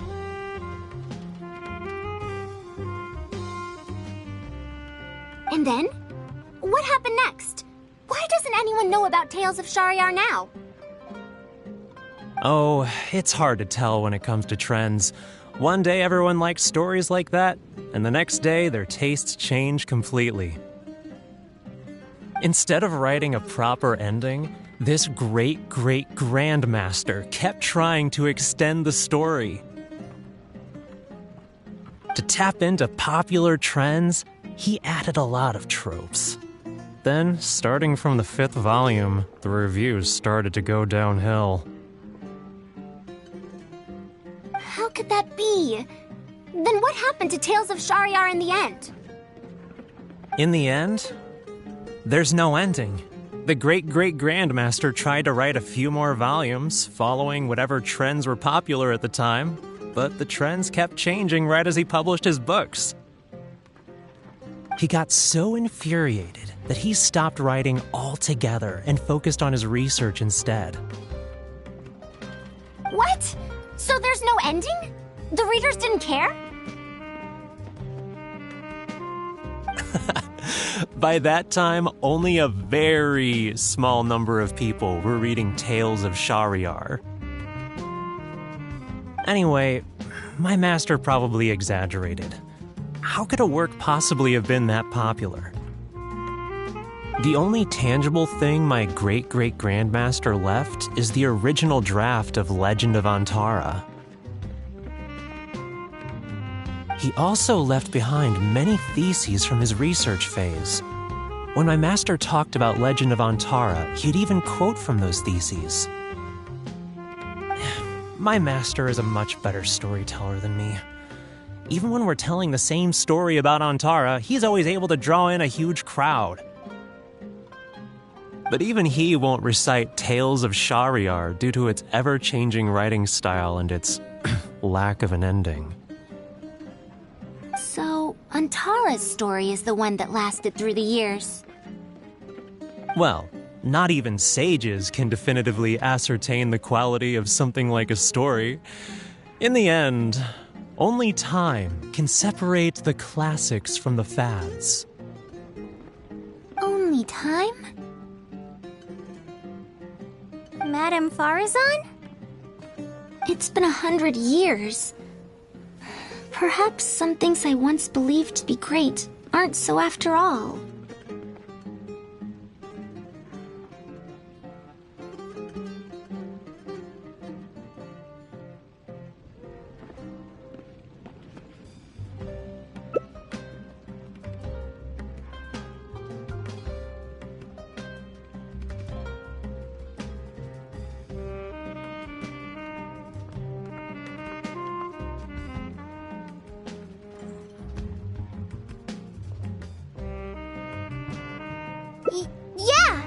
Master helped me find a lot of famous books at first, but in the end, I realized that I couldn't get into them.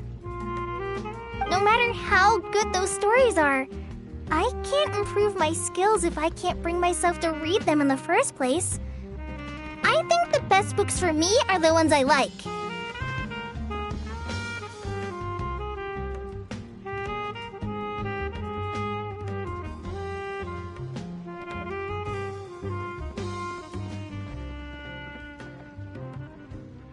Huh.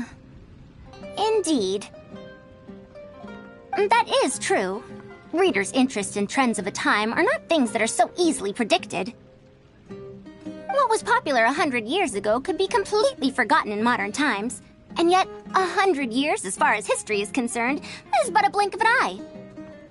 If Tales of Shahryar hadn't chased after trends and instead stuck to its original style from start to finish, it might have stood some chance of gaining renewed popularity. No, even if that didn't happen, at least it would be a work that was true to itself. Huh? Our conversation just got a lot more serious. I don't really get what you're talking about, but it does sound sensible. Looks like I also have to hang in there and tell Antara's story well.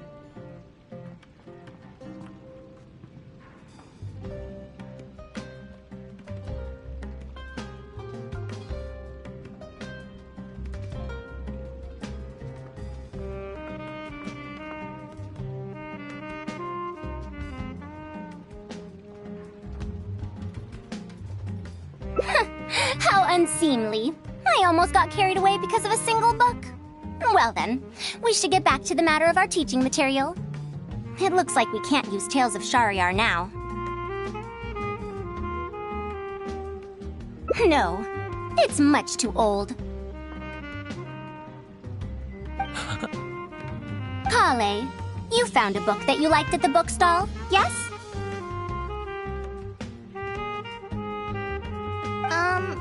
Yes, but I don't really... Then we'll use that book as our teaching material. Now that I think about it, using a book that you like is the most suitable choice for teaching you how to read.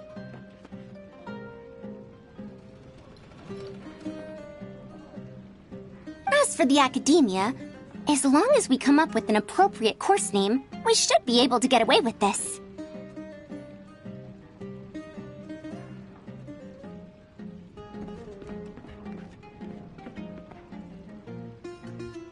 My, it sounds like you've dealt with the academia before. Let's go with that. Now then, let's return to the book vendor in a bit and buy the latest volume of this Onibudo for Kale. But if I wish to use it as teaching material, I have to read it first. Huh? Speaking of which, other than third eye of perception and illusory mirror, I also espy some unfamiliar phrases from the reader's messages at the back of the book. Such things as, even if it reminds me of my dark history, I still can't help but be drawn in by the story. And the author has written all the things that I only dare whisper into a tree hollow. Why do people use dark history to refer to awkward or embarrassing memories? Is this some slang that was invented in the last century?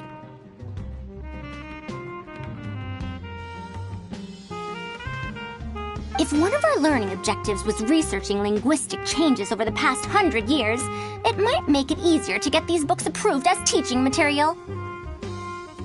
Oh, I can tell you what that's all about. Apparently, in their youth, some people used to imagine themselves as someone burdened by fate, fighting against the world, etc. But as they grew older, they started to become embarrassed by such memories.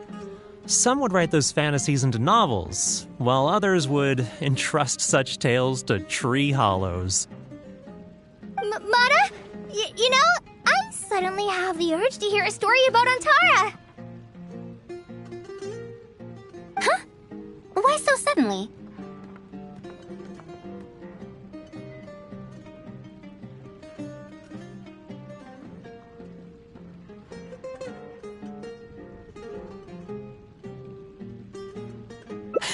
I knew it.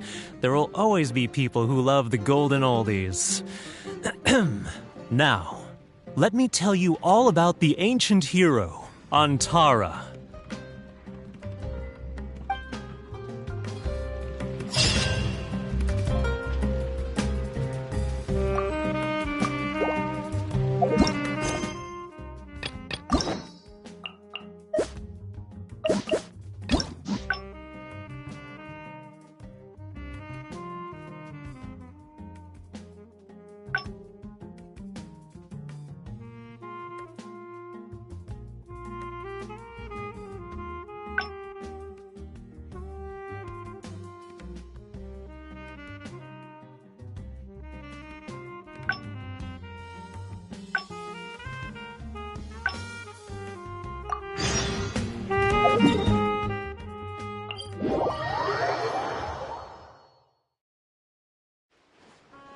What now? She seems so busy. Master said there's no rush, but I know that he's been busy working on something at Paradise DI, so he hasn't returned to Gandharville for several days now. I feel for Madame Farazan, but I still want to ask her to come with us. But if I get her in trouble with the academia, then she won't have the time to help Master. What should I do? Oh, this is such a headache. Yeah, that would be the best for them both. I'll check with Master later and see if there's anything I can help him with. But I'm sure he'll say, the best thing you can do now is study hard, so I don't have to give you remedial lessons. Huh? Oh yes! This way she can get her problem sorted out quickly, and then she can go see Master. So if I also stay and help... that still sounds kinda scary.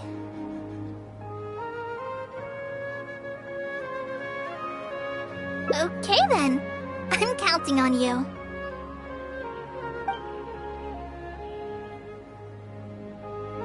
Huh. I have to teach students from Haravatat, or owe Ksharawar a favor.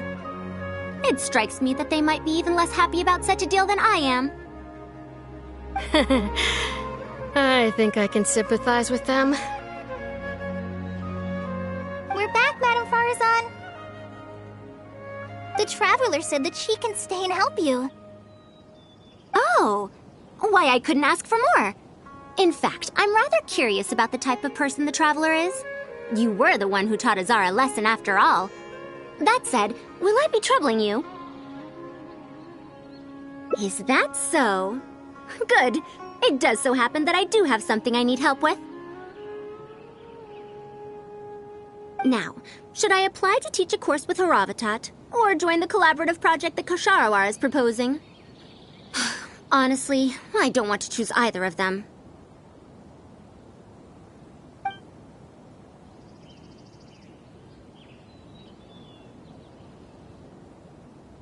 I don't know if Tainari's told you about this before, but while my research involves learning about ruins and the mechanisms within them, I don't belong to Ksharawar, which specializes in researching mechanisms, nor am I in Spontamod, which specializes in researching energy flow. Instead, I'm part of Haravatat, which specializes in languages and scripts.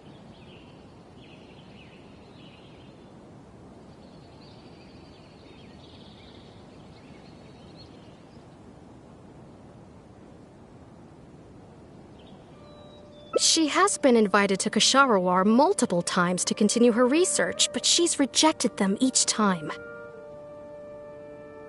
Just listen to how they introduce themselves. In the future, Ksharawar will be the only Darshan with the ability to research mechanisms. There's no such thing as exclusivity in knowledge.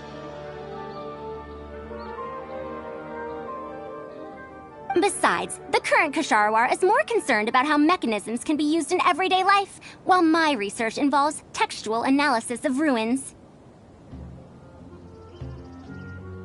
If they're trying to use the collaborative project as an excuse to have me reconsider again... No, that's not it. The request this time is from Akara Crafts. The representative of Ksharawar recommended you to them, Madame Farazan. In truth, she told me that it's because she respects you a lot. Oh, respect? Oh, my. Putting aside my ideological differences with Ksharawar, I suppose I must acknowledge this attitude of theirs. At the very least, they're bounds above those decrepit Haravatat fools. Yeah, Akara Crafts is a pretty nice shop. Since both of you feel as such, I shall first hear this proposal. In summary, Akara Crafts wants to design a series of early learning toys that will cultivate curiosity and learning in children.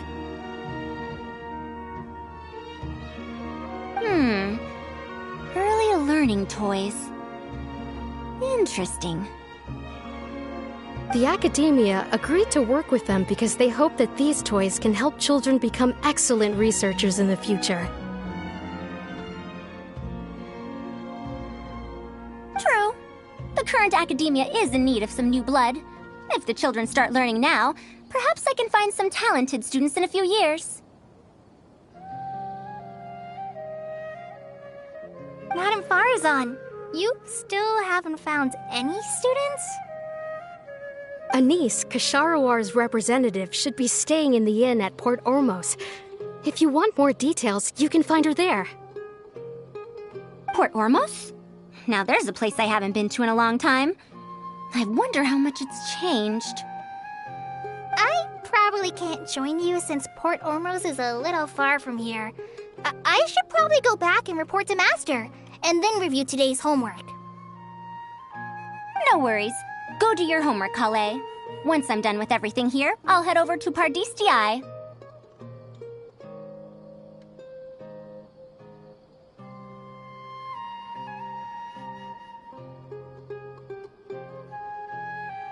Thank you.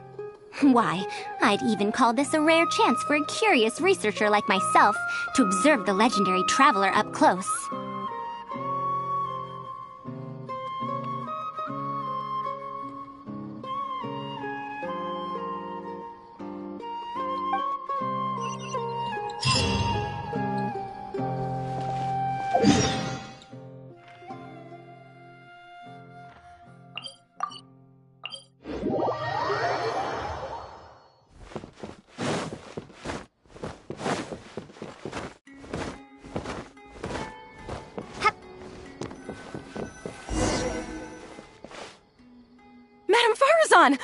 Oh, it's really you.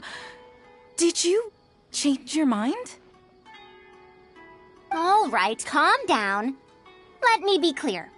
I'm still not all that interested in Kasharawar. I'm just here to see how the project is going. After all, you're here as representatives of the academia in this collaboration. The reputation of all research is at stake here, so I will not simply stand by should mistakes get made. Either way, it's good that you were willing to come. Now, we've given Akara Crafts many ideas over the past couple of days. However, their owner thinks that our designs are too complicated, which will drive production costs too far up. That's expected. Students who have never had to deal with budgetary constraints probably don't understand how important it is to keep costs low. How enviable. Oh,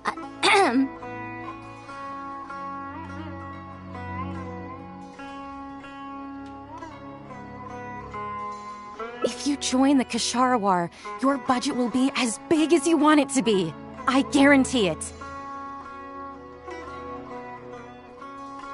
That's enough. I will not repeat myself.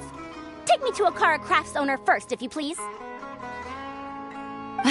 All right. He's usually at the slope up ahead recruiting volunteers to test out his toys. Let's just head over.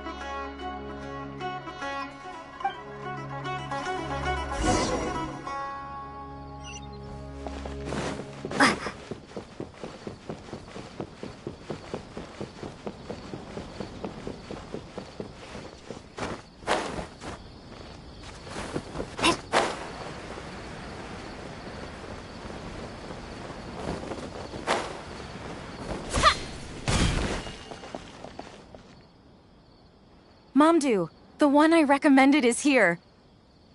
Oh, so you're, Madam Farazan? Yes, that's me. Ah, wonderful. We haven't been able to make any progress on our collaboration recently. We've made many suggestions, but Miss Anise thought that those ideas were too simple and wouldn't be effective in training the mind. These early learning toys are meant to help the academia train future researchers, after all. If they're too simple, then how are they any different from regular toys? But if they're too complicated, not only will they be expensive to produce considering our production capabilities, but they won't have much broad appeal to Sumeru's children either. So the design can't be too complicated, but it can't be too easy to play with either. I remember that in your notes, many contraptions have managed to fulfill complex functions despite using simple parts. Maybe we can do something similar with these early learning toys. The contraptions in my notes? I didn't create those. I simply took the contraptions in the ruins apart and analyzed them. But now that you mention it, the ruins did have things like that. Do you have a pen, paper, and scissors? I'll make a paper prototype.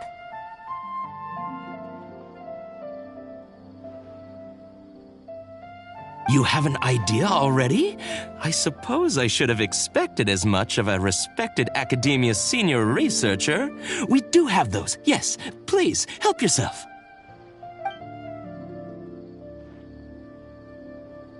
Oh, you're done already? Let me explain. These 3 thick lines represent 3 poles. These paper strips of varying lengths represent rings of different sizes. They can be slotted onto the poles and stacked up like a tower. Well, that is easier to make than I expected. So, how is this game played? That's very simple as well. You just need to shift the tower from this pole to another pole. Isn't this a little too simple? Even by the standards of an early learning toy, I mean. Of course, when moving each ring, the paper strips in this case, you must follow one rule.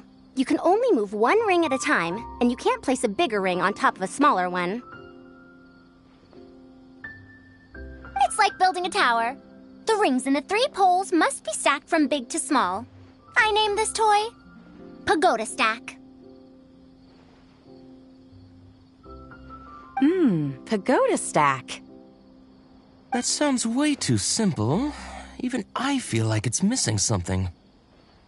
Give it a try and you'll find out if it's simple or not. I heard from Anise that you find volunteers to try out the toys, right? Why don't we do the same for this game?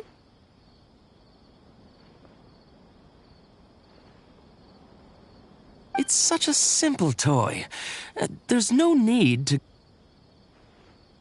Mamdu, let's just do as she says. Okay, then. And that's how you play this game. You can all give it a try. Let's see who's able to move the tower to another pole in the smallest number of steps. You called everyone here for such a simple toy? It doesn't look like it'll take that many steps.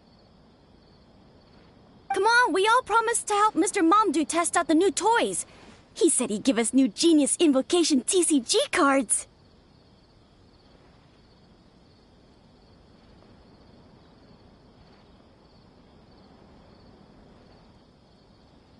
Ugh, fine. Let's get this over and done with so we can head back and play cards.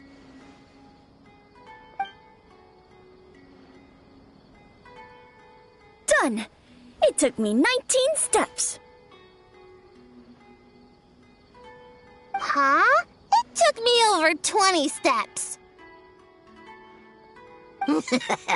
I only needed 18 steps. Not bad. Looks like you're all familiar with the rules now. Then let's increase the difficulty. The next tower will be 5 layers tall. Now then, give it a shot. Wait, there's more? Well, since we're already here, why don't we just give it a try? An extra layer shouldn't make it that much harder, right?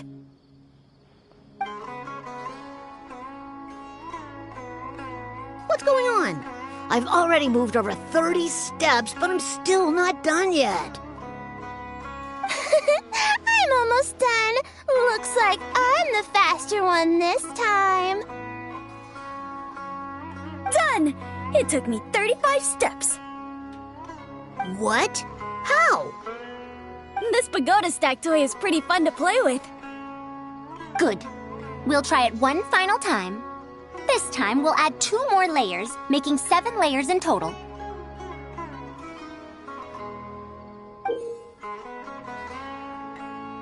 Momdu, we've still got quite a few paper strips here.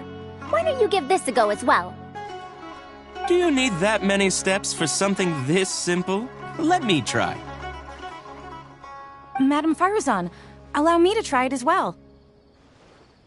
You were looking at it quite seriously just now. Are you starting to understand the principles involved? I think so. If you want to test out your hypothesis, you'll just have to play and find out. Got it. Ah, we don't have enough paper strips left for you, Traveler. However, by the looks of things, you seem to have the game figured out.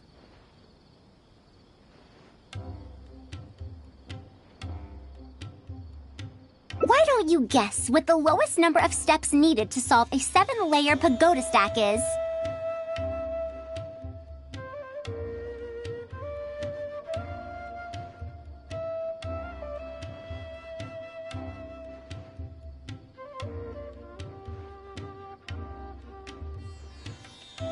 What a shame.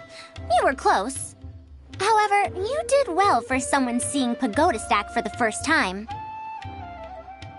Let's see how well they do then.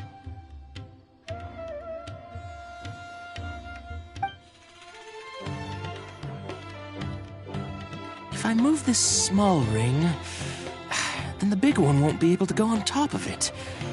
Oh, this is going to take more steps than I expected. I've lost count of how many steps I've taken. Can I restart? This got a lot harder. I solved it. Madame Faruzan, it takes 127 steps in total. That many? But there are only 7 layers. For every extra layer in the pagoda stack, the move order you need to consider becomes much more complex, and the number of steps required will at least double. More accurately, it will require double the steps, plus 1 each time. You did well. You didn't underestimate the principles behind it just because it's an early learning toy. The complexity of any given contraption isn't determined by the number of parts it has. The way the parts interact and the rules behind how it operates are important too.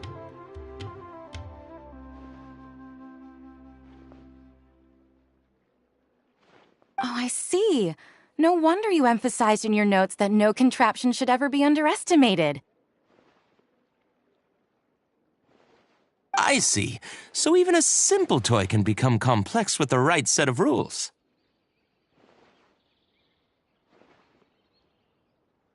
That's right.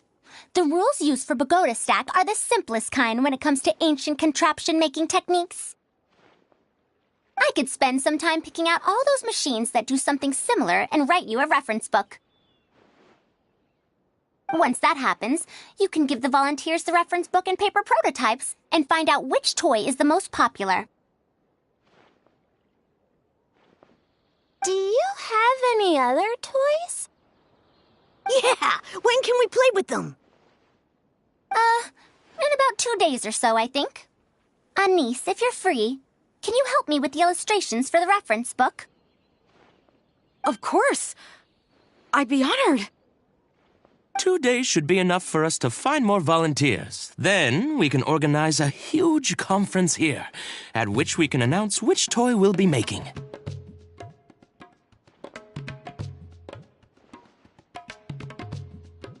You'd be most welcome. We need more people to get a healthy range of opinions. The more, the merrier. Thank you for coming here with me today. I'll walk back with you.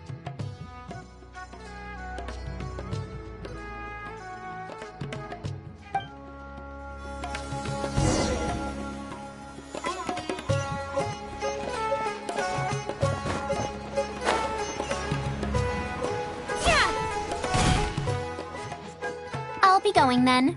Say hi to Tainari and Kale for me if you can.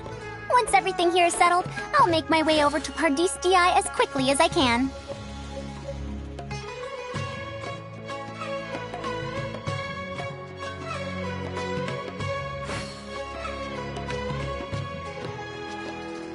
You want to ask why I'm unwilling to join them, yes? Putting aside the fact that they're too full of themselves, I actually have no issue with their research methodologies and approach. After all, knowledge is either right or wrong. Superiority and inferiority do not come into the conversation. All researchers are just doing their best to shed light on the unknown in their respective fields of expertise. No matter what corner of the unknown they shed light on, it's a step forward for us all.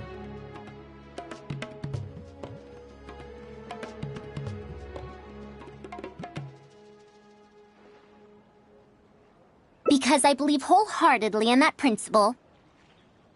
Even if the others call my research useless, as long as the knowledge I gain from it is accurate, it could become useful in the future. In the end, useful and useless are concepts that shouldn't be used to evaluate knowledge.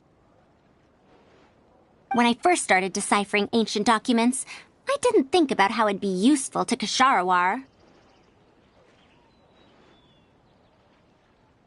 That's why there's no need for me to join them to do useful research.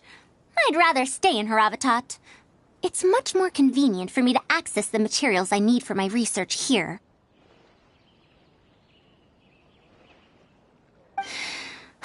Still, the funding that Ksharawar has offered me is so hard to get in Haravatat.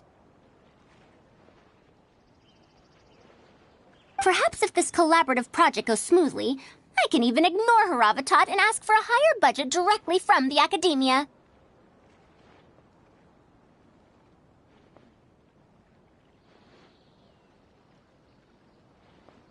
Oh, I could come up with lots of ideas. With Anis's help, 2 days will be enough for our work. However, I'm still undecided as to the style of the reference book's text and illustrations.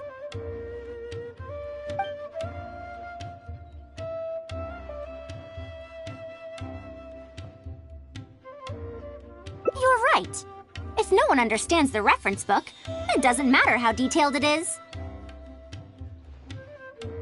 It's better to make it simpler and fun so that children will be interested in the subject. It'll also make it easier for me to recruit students in the long run. Thank you. I'll take your opinion into account. See you in 2 days.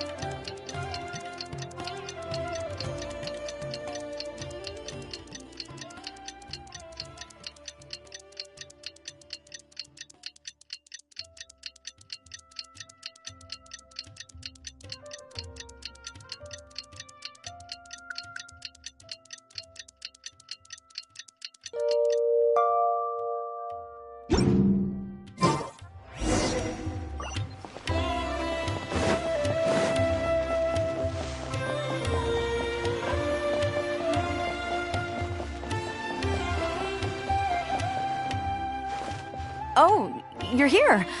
We're just starting to set up the venue. We've called up everyone we possibly could have. This is going to be quite the event. My masterpiece is going to be exhibited after all. Let's see what the academia shall say about it this time.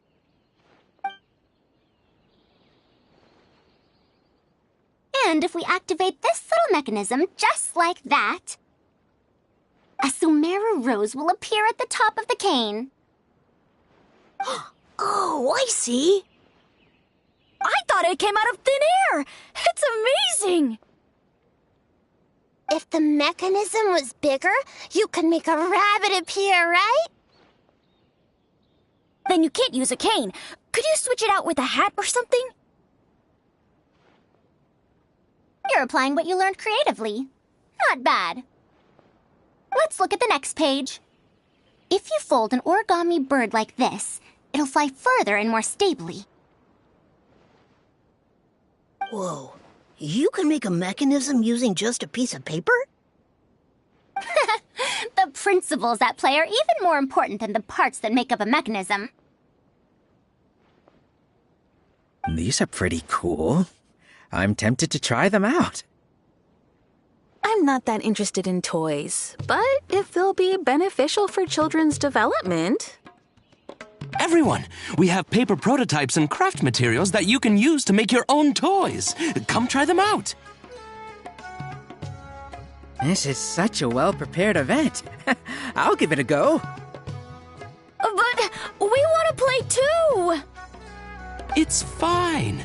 We have a lot of paper prototypes and craft materials. All feedback is also welcomed.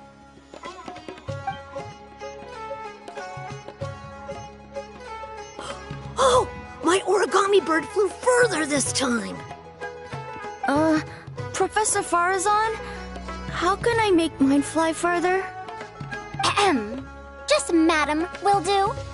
Maybe in the future, you may indeed get the chance to call me Professor. You may wish to pay attention to these few details. Here, for example. All right, try it again. Wow, it really did fly farther! Madam Barazan, will we learn origami at the Academia? Of course you will. If you become a researcher, you can explore any field you like to your heart's content. In the future, if you want, you can even become one of my students. But Mom and Dad said that there are 6 Darshans in the Academia. Wait, was it 7? Which Darshan teaches about mechanisms in origami?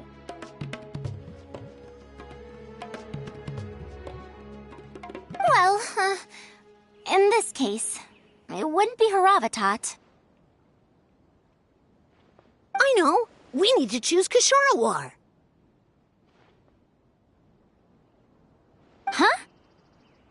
I want to attend Kasharawar in the future and fold even better origami birds. I want to make even more awesome mechanisms!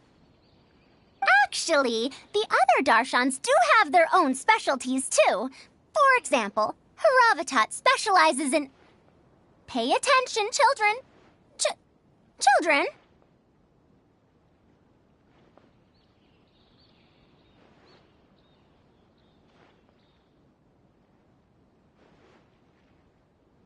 How did this happen?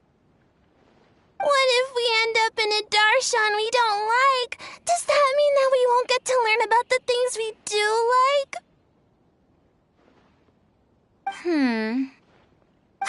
No, that won't happen. Take me, for example. I'm a researcher from Haravatat, but I research mechanisms, see? The only person able to restrict your curiosity as a researcher is you. Do you understand what I'm saying? Not really. Huh. It's all right. You still have a long road ahead of you. Now, do you want to learn about some other machines? Let me tell you a story about pressure-based mechanisms and elemental monuments.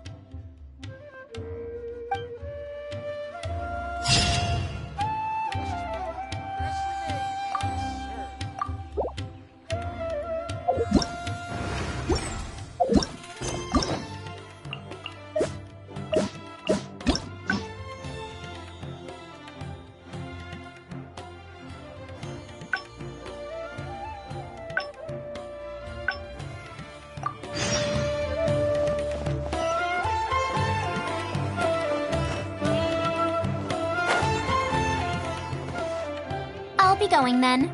Say hi to Tainari and Kale for me if you can. Once everything here is settled, I'll make my way over to Pardis Di as quickly as I can. Anise. We haven't had much time to get to know each other, but she seems like a good kid. She's able to calmly figure out the basic principles behind something without being influenced by others. I'll do my best to teach her over the next few days. Still, how much she learns will really depend on her. Well, her interest lies in the application of mechanisms. I do have some old knowledge to share, but if we think about the future, it's easier for her to learn the things she's interested in if she stays in Kasharawar.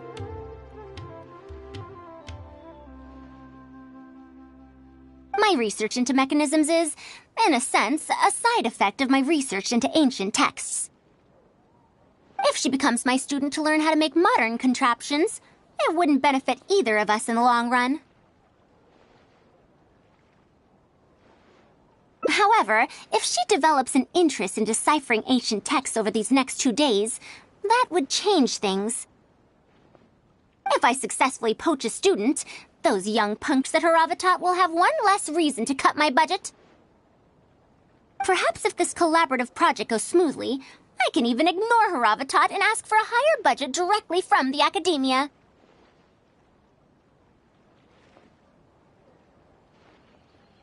Oh, I could come up with lots of ideas. With Anis's help, 2 days will be enough for our work. However, I'm still undecided as to the style of the reference book's text and illustrations.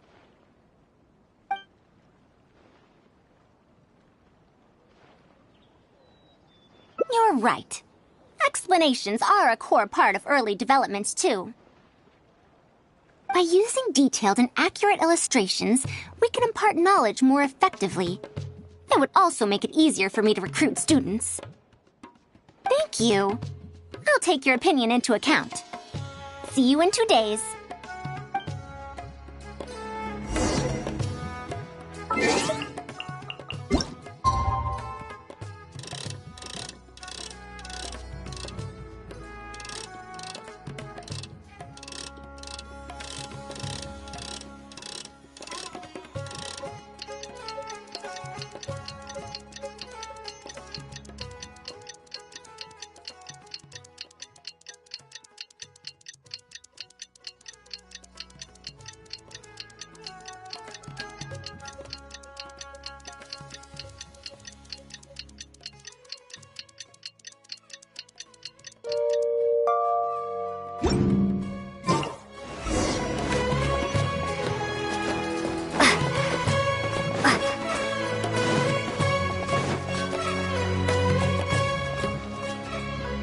Oh, you're here. We're just starting to set up the venue. We've called up everyone we possibly could have. This is going to be quite the event. My masterpiece is going to be exhibited after all. Let's see what the academia shall say about it this time. To sum up, the 24 forms of pressure-based puzzle mechanisms were used in various ruins. All right, let's go to the next page. Now, I'll explain the base layer design of elemental monuments.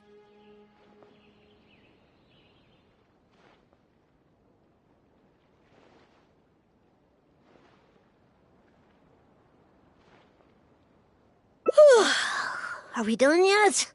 Oh, I'm falling asleep. I don't understand any of it at all.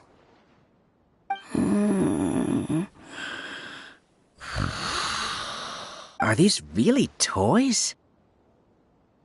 They sound a bit too dangerous to buy for children. Oh. Well, we've prepared paper prototypes for everyone. If you're interested in the mechanisms Madame Farazan's talked about, you're more than welcome to try them out. Oh, this is no fun. Can I try another toy? I want to go home and play Genius Invocation TCG.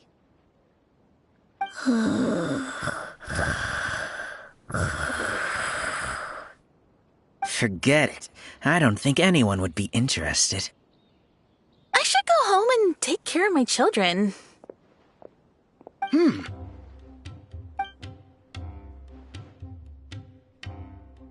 How did this happen? Forget about getting opinions from others. No one even wanted to stay and try them out. I'm sorry. I think we miscalculated. No, you simply gave suggestions. I was the one who decided to follow through. Anis, too, was only following my instructions. I will find a way to make up for this error. Please, give me some time. I'll write another reference book. Excuse me, but are you the one who wrote this reference book?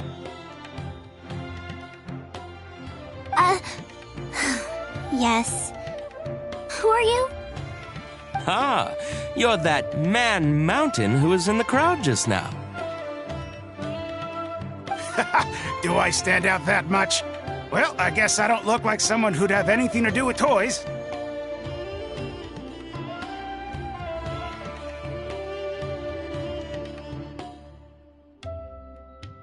Let me introduce myself. I'm Kamal, the branch master of Sumeru's Adventurers Guild. What's the branch master doing here? Were you looking for us, or did something happen? I came to Port Ormos to visit some old friends. On the way over, I saw the booklet you were handing out, so I came to take a look.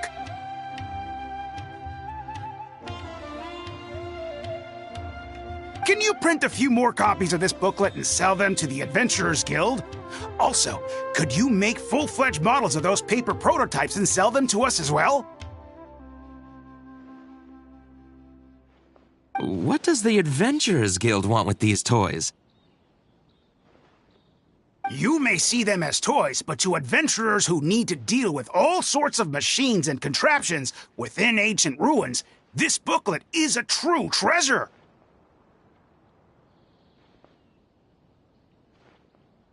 We have many members who can't read, so books are of little use to them. What they know of handling mechanisms has been learned solely through word of mouth. Even if the academia granted public access to all their books, there are people who can't use them. Ah, and our booklet is practically all pictures. Well, it is designed for children. It might be a bit too difficult for children, but it's perfect for adventurers. Also, those paper strips, you called them paper prototypes? If you can make wooden versions for demonstration purposes, even the most illiterate person would be able to follow along and understand. If we can supply a model set for each branch, and if each adventurer carries a booklet with them, then ruin exploration will become much safer.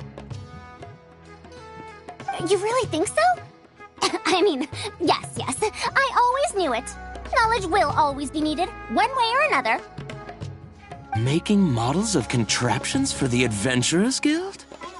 To be honest, that sounds like a good avenue to explore to me. We'll probably have to send in a separate application, but it shouldn't be an issue. After all, this concerns safety during the exploration of ruins. It's a problem that the academia is actually trying to address as well. Then let's cut to the chase and discuss the details of our first order. The amount we're offering to pay in advance is